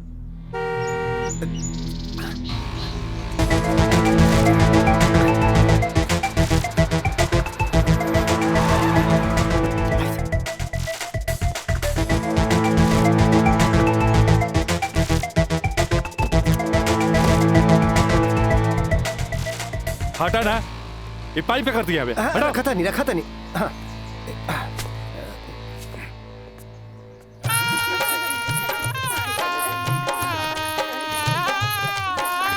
बंद करो ये सब नौटंकी, ये शादी ना हुई। अरे हटा, सब हटा। अरे ऐसे ना शुभ बात काहे करता? हम सही कहा था नहीं भाई, अभी भी आना हुई। अरे ही का? अरे तो हर दिमाग खराब हो गई लगा। बियाह करे से पहले हमरा से पूछ लेना रहा का? का जरूरत है ऐसा बियाह करे के? का करती? वैसे ना मानत रहे हम कानून से बचे के खातिर बियाह के नौटंकी कर देनी। तो जाके ओकरा बुला करके घर लिया बा। अरे बाबूजी अगर ऐसा ला के खड़ा कहीं नू तो ऐसा कितना पतो से तारी घर भर जाई बुझाइल। तो फिर का करबा तू? अब हम देखे हमरा का करे के बा। बहुत हो गइल बहुत हो गइल। देखा देख रहलू है ना तू? एकर दिमाग चल गई बा।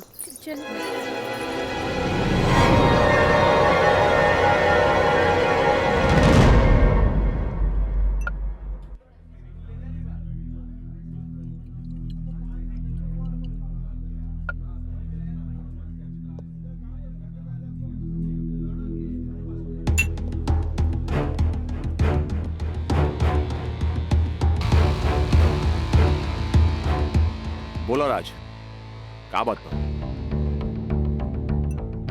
पहले पेक तो पी। बहुत दिन का बाद मिलल बा।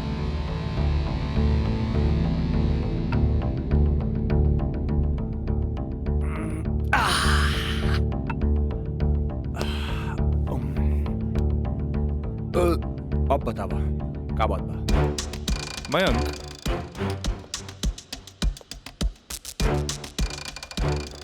भाई तोरा अपन बयान बदले के पड़ी। एफिडेविट के बाद भी? दोस्ती खातिर।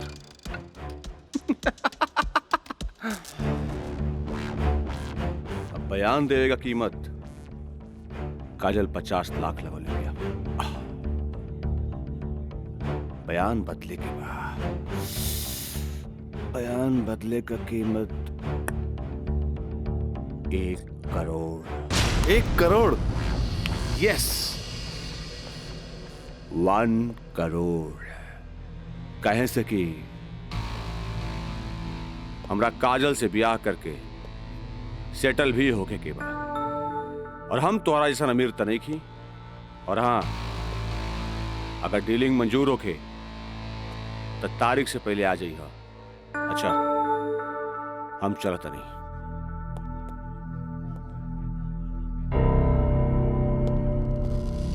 हमार बिल्ली हमरे से म्याऊं।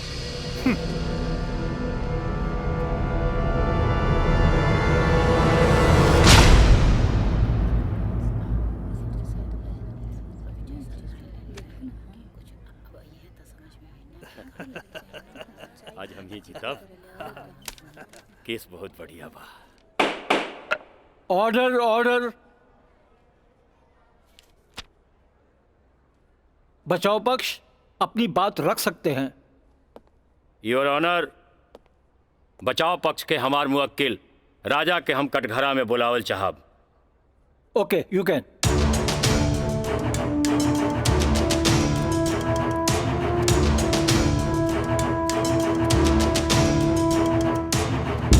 हम गीता पे हाथ रख के कसम खाता नहीं, जे भी कहब सच कहब, सच के सिवा कुछ न कहब।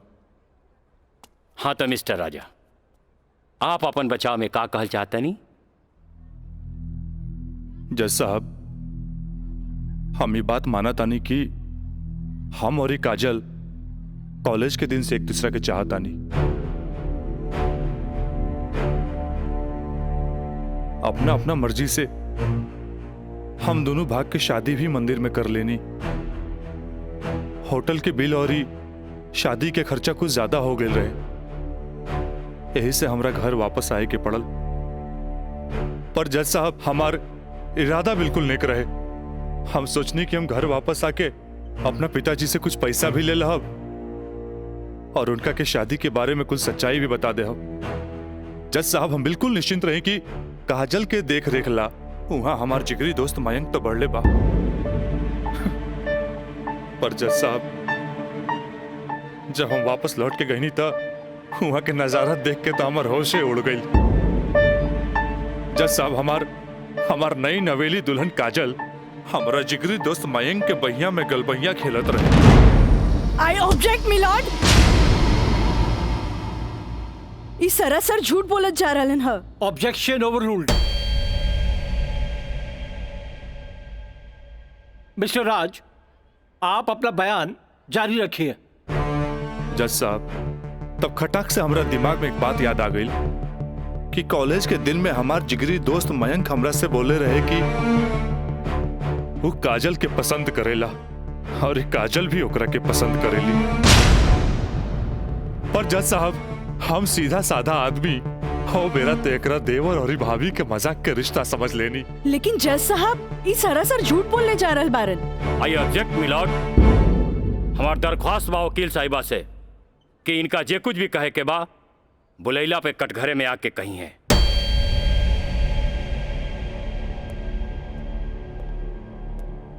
आप कंटिन्यू कर सकते हैं मिस्टर राज। जज साहब कोई भी आदमी अपना बीवी के केहू दूसरा के भैया में देखी तो ओकरा मन मस्तिष्क पर का गुजरी, ये आप अच्छे से समझ सकीले जज साहब। मिलॉर्ड ई सरासर झूठ के पुलिंदा आपके सामने रखल जा रहल बा, कोर्ट के गुमराह करे की कोशिश करी जा रहल बा। तो आप पानी ना कोर्ट के सही रास्ता दिखावे वाली। अरे घबराई ना, जल्दी ही रहुओ के बयान देवे के समय मिली।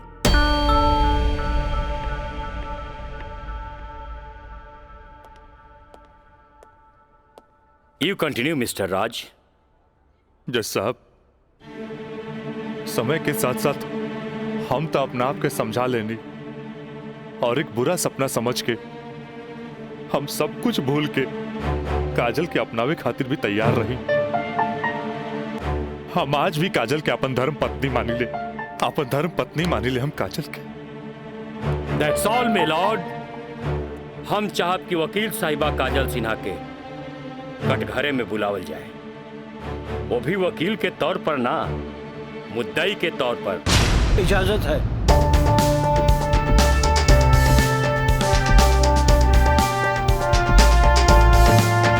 जाइए आप बैठिए। हाँ तो काजल सिन्हा जी, हम चाहत कि आपन प्रेम कहानी अपने ही जुबान से बयां करी। जज साहब ये बात सच है कि हम राज से प्रेम करे लगनी। मतलब ई कि और पहले केहू से प्रेम करत रहनी, बाद में राज से प्रेम करे लगली? जी ना, पहले हम राज से नफरत करत रही, बुझनी? अच्छा अच्छा, तो नफरत प्रेम में बदल गई? जज साहब हम अपन मर्जी से ब्याह खातिर राजी हो गई और माई बाबूजी के बिना बतैले ब्याह कहनी, जे बहुत बड़ भूल रहे। ब्याह कहनी तो सुहाग रात तो मनैले होई बुना। आई बताई, मर्जी से कि बिना मर्जी से मनैले रहलू? वकील साहब दुनिया की हर लड़की जब अपन मर्जी से ब्याहली तो उस सुहाग रात भी अपन मर्जी से ही मनावेली ना। हम ए से पूछत रही कि जब सुहाग रात मनावत रहलू तब बगल के कमरा में राज के दोस्त मयंक रहलन ना।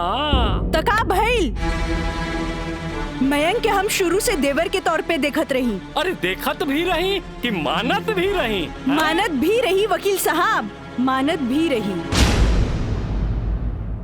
जज साहब यहाँ तक की कहानी तो महज एक कहानी बा जे हर लड़की के जीवन में आवेला। बाकी सेक्शन 420 तो यहाँ से शुरू हो गई कि एगो पति विश्वास में लेके अपन पत्नी के देवर के संगे छोड़ के चल जाला और उहे देवर अपन भाभी के इज्जत के तार तार करे में हर मुमकिन कोशिश लगा देला। बेचारी औरत कैसे भी अपन इज्जत और जान बचा के भाग चलेली और फिर पति मिल जाला और वही कहला कि जे कुछ भी भइला ओकर नाम अब तू रेप तो ना दे सकीलू, काहे कि वो शादी के बाद भइला।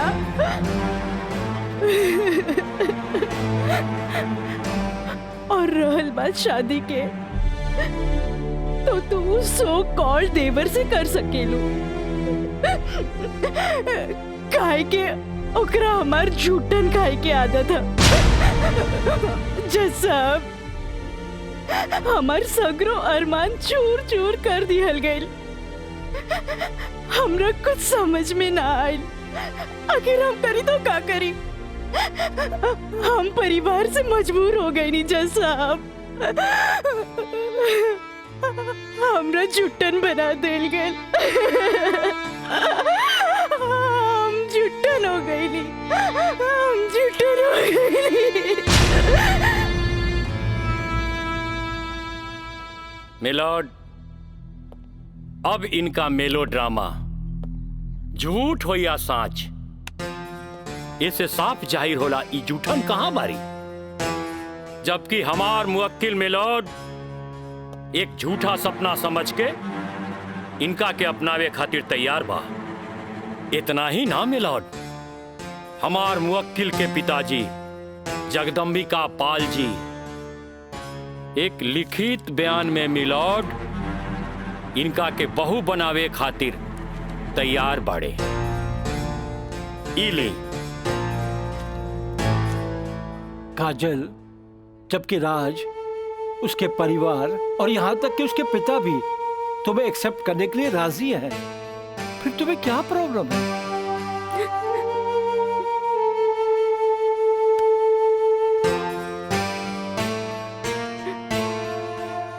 तुम बोलती क्यों नहीं हो?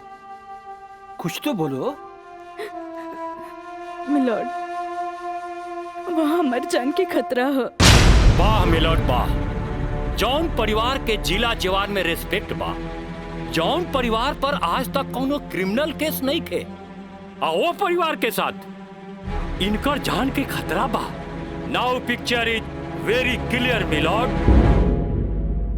जज साहब, हम वकील साहब से ई पूछे के चाहतनी, जब इनकर मुंह वकील और उनकर पूरा परिवार वो लड़की के एक्सेप्ट करे के रेडी बा, तब उनकर घर में दूसर शादी की तैयारी काहे चलत रहे? हमरा त लागता कि ई लोग कानून के अंधा समझ के ओके बेवकूफ बनावे चलल बा। आज के लिए कोर्ट मुअत्तल की जाती है। The court is adjourned for further dates.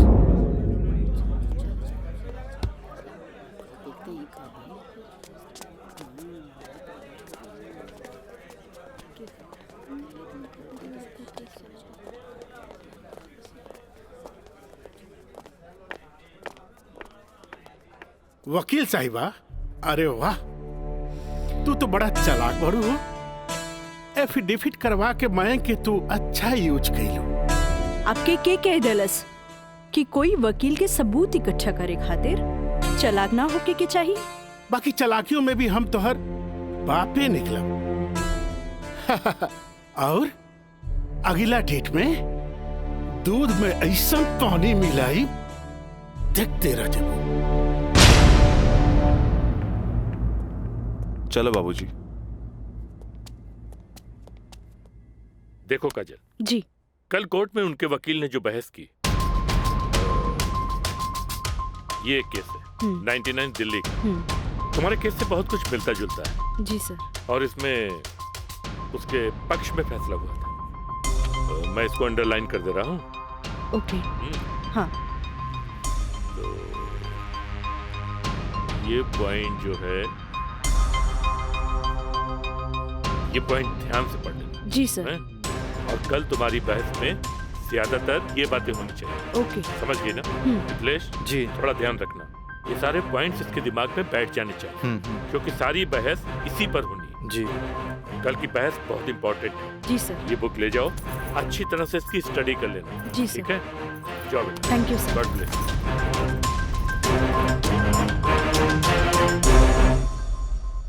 आँख कहेली कि एक नया इंसान देख ले, लेकिन दिल कहेला कि ना।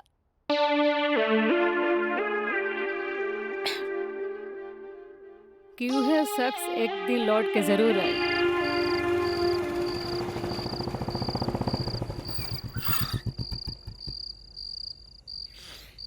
जफाव ने मारा, वफाव ने मारा। निराली, अरे निराली, मुझे तेरी अदाओं ने मारा।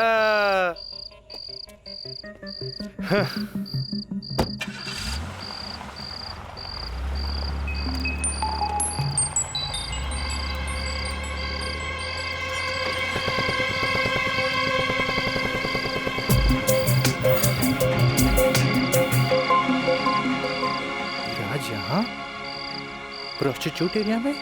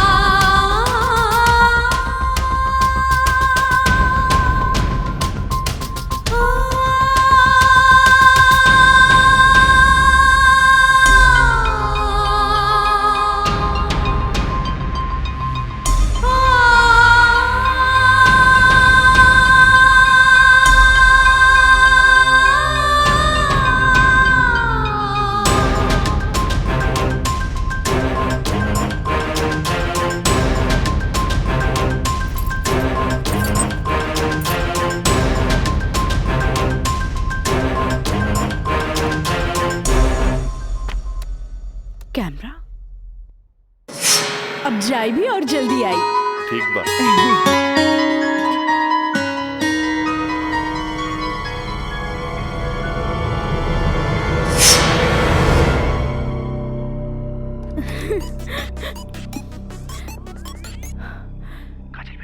हाँ काका, काजल बोला तानी। काजल बिटिया काम हो गई। काम हो गई काका। जल्दी से 3 कोनवा पर आ जा। ठीक है काका, आवा तानी। का बात है? केहू देखत तो नहीं खे। इला तार दिहल कैमरा और ई रहल कैमरा के चिप बिटिया। हे भगवान, बहुत बचपुचा के आइल बानी ताकि केहू के शक ना हो। थैंक यू काका।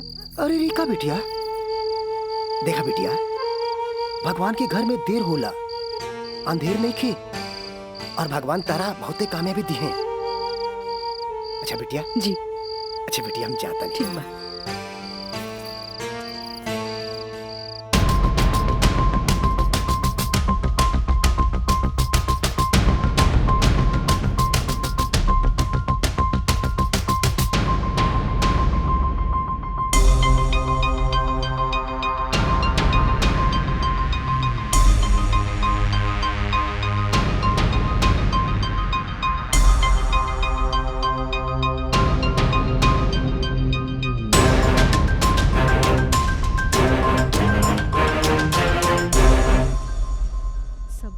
दे देनी हाँ।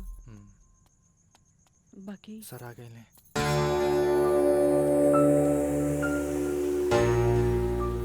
प्रणाम सर। खुश रह काजल। वो लोग समझ ले रहन की तमाशा होई, बाकी तू चुप रह के बाजिए पलट देलू हैं। तू जौन भी सबूत हमरा के देले रहलू, हम सब स्टडी कर ले हैं। बहुत सही है। I am proud of you बेटा। Thank you sir. God bless you.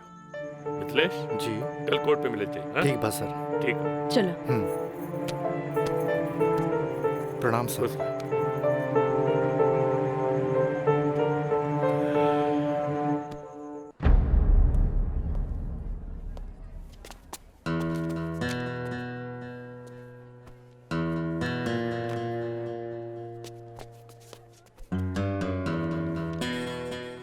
अदालत की कार्रवाई शुरू की जाए। जा बेटा। मिलॉर्ड, असल में ई केस एगो अय्याश अमीर आदमी के अय्याशी के केस है। साथ में पढ़े वाली छात्रा के अपन अय्याशी के जाल में फंसा के ओकर असमत से खेले के केस है। I object milord. हमार वकील साहिबा के शायद दिमाग खराब हो गई बा जी। हमार मुवक्किल पर बेबुनियाद घटिया इल्जाम लगा रहल बाड़ी। मिलॉर्ड, जेकरा ई घटिया और बेबुनियाद इल्जाम कहतारे ओकर बुनियाद हा। हम चाहे कि इनकर मुवक्किल राजा के कटघरे में बुलावल जाए। इजाजत है।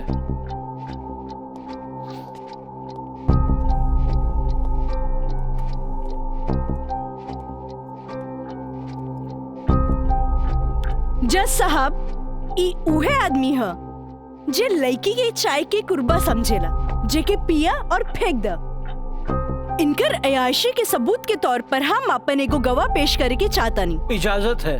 Thank you.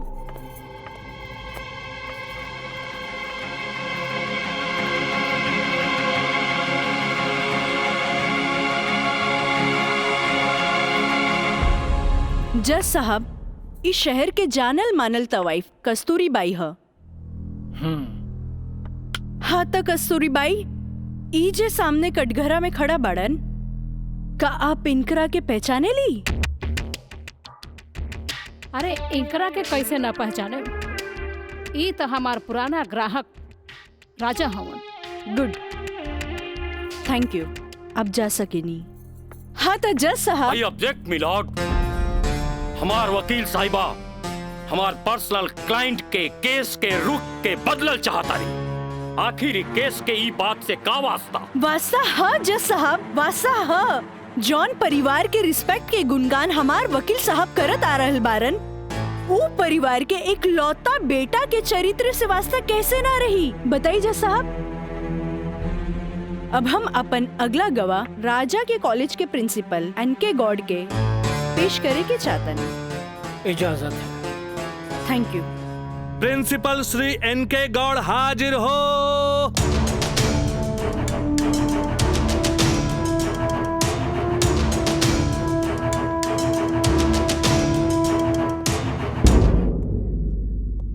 हाँ तो प्रिंसिपल साहब, आपकी कॉलेज की एक छात्रा काजल सिन्हा के साथ जब ई शख्स सरेआम छेड़खानी कैलस और जब वो आपसे रिपोर्ट करे के बाद पुलिस में जात रही, तब आप का कहनी? हम ओकरा के पुलिस में जाए से रोकनी और राज के हिदायत देनी कि आपन आदत से वो बाज आवे, काहे कि हम ना चाहत रही कि रसूखदार परिवार पर कोई आँच आवे। Thank you. नोट किया जाए मिलॉर्ड। रसूखदार सुनल गई ना जज साहब, हमार वकील साहब के हिसाब से जॉन परिवार पे एक भी क्रिमिनल केस ना हुई भी तो कैसे। खैर, अब हम सबूत के तौर पर इस रसूखदार परिवार के एक लौता बेटा के जिगरी दोस्त मिस्टर मयंक के पेश करे के चाहता नहीं। इजाजत है। गवाह मयंक हाजिर हो।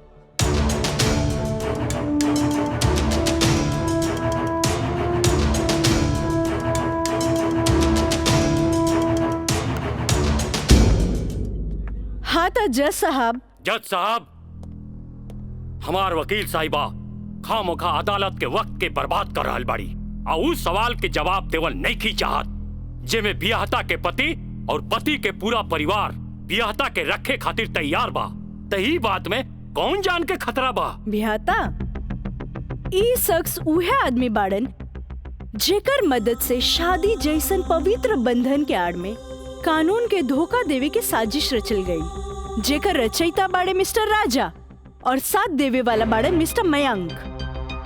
हाँ तो मिस्टर मयंक, तू अपन जुबान से ही उस सो कॉल शादी के आंखों देखा हाल बतावा। वैसे मिलॉर्ड, सबूत के तौर पर हम अदालत में एगो वीडियो क्लिप पेश करे के चाहतन। Thank you sir. Objection milord, यहाँ कोनो टीवी शो नहीं खे।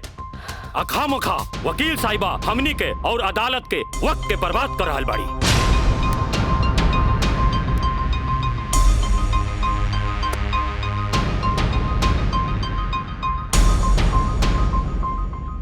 जज साहब, वीडियो क्लिप में साफ दिख रहल बा कि दुल्हा दुल्हन के दाएं बाएं ना बल्कि आमने सामने बैठाल गईल ह, जे हिंदू रीति रिवाज से बिल्कुल गलत बा और ऐसे नहीं से भइल काहे कि पंडित से शादी ना करावल गई, एक बहरूपिया से पंडित के रूप धरावल गई। आप यही क्लिप के साथ पंडित के बयान खुद से देख ली। जज साहब, हम रेलवे कर्मचारी हैं, रुपया के लालच हमरा के नकली पंडित बने पर मजबूर कर देलस। जज साहब, हम एक गरीब आदमी बानी और पैसा का लालच बड़े बड़े लोगन के अच्छा और बुरा समझे का शक्ति के छीन लेला। हम तो एक गरीब आदमी बानी, दोस्त के कहला पर हम एगो भलता आदमी के पुजारी बना के इन लोग का ब्याह करवा देली। आखिर हम भी क्या करते? जज साहब, काजल की खूबसूरती का हम दीवाना हो गई और काजल के पावे खातिर हम समाज और कानून के हर सीमा के भी लांग गईली। हाँ तो जज साहब, हमार दूसरा वीडियो क्लिप देखी जे ई साबित कर दी कि धारा 420 से शुरू हो करके धारा 376, 375, 362, 361, 120B के उ लड़की के साथ अंजाम दिल गल बा। और जज साहब, लगे हाथ हमार दूसरा वीडियो क्लिप भी देख ली प्लीज।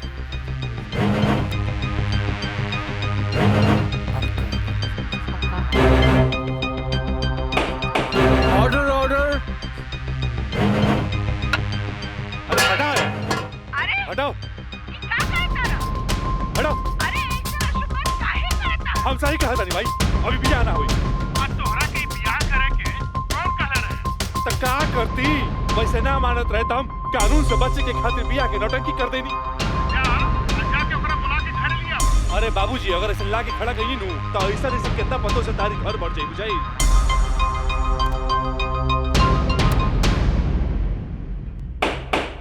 Order order.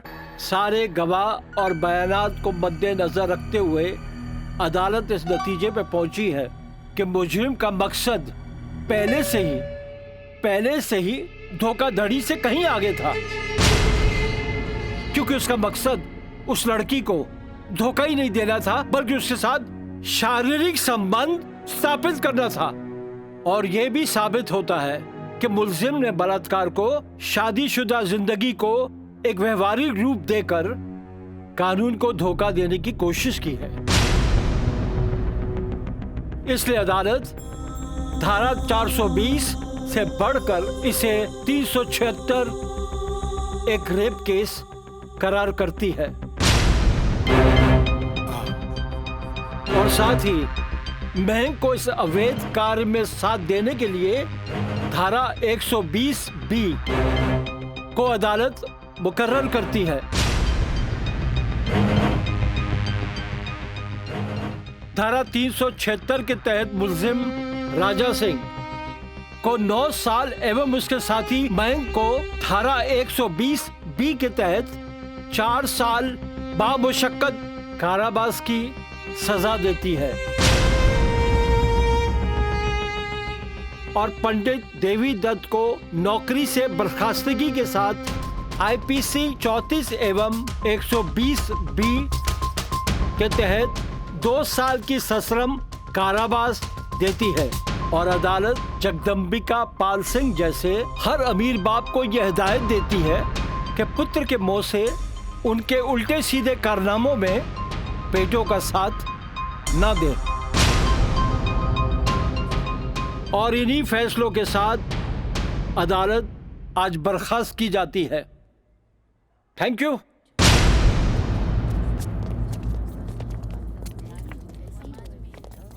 सर,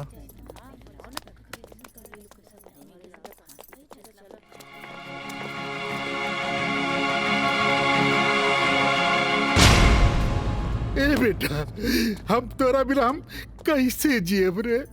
ए बाबूजी हम आज बात जान गए नहीं कि झूठ कितना भी ताकतवर क्यों ना होके सच के आगे हमेशा छोट पड़ जाला। एक औरत अगर अपना आदमी के बना सकेली तो वह औरत अपना आदमी के बर्बाद भी कर सकेली। बाबूजी हम कबो औरत जात की इज्जत ना कईनी, उनका के अपना पाव के जूती समझनी, पर हम भूल गए रहनी की जन धन दौलत पे हम इतना घमंड करे ले। बाबूजी वो तो एगो लक्ष्मी के रूप है। बाबूजी हमारी गलती माफी के लायक तो नहीं खे, पर हो सके तो हमरा के माफ कर दे। बेटा, तुहारी पश्चाताप के आंसू में तुहार पाप सब धुल जाई रे। चलिए इंस्पेक्टर साहब। Kajal, congratulation, I am really proud of you. Congratulation तो हमरा के बोले के चाहिए, काहे कि जीत हमरा लिए अकेले पॉसिबल ना रहे जी आप हमार साथ ना देती। Good, I am really proud of you Kajal. Thank you sir. अब बिटिया बसबुला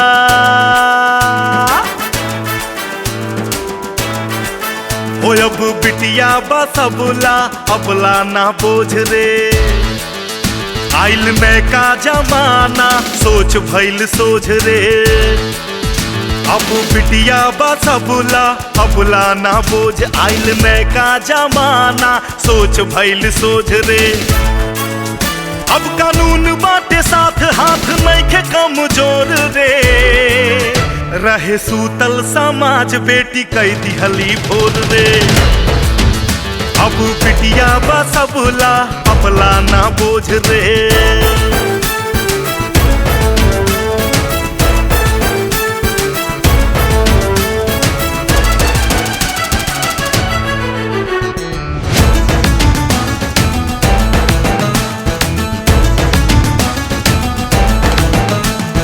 मान अभिमान बा बेटी गुमान बा, जिंदगी के जंग में ही बेटवा समान बा। बुद्धिमान अभिमान बा बेटी गुमान बा जिंदगी के जंग में ई बेटवा सामान बा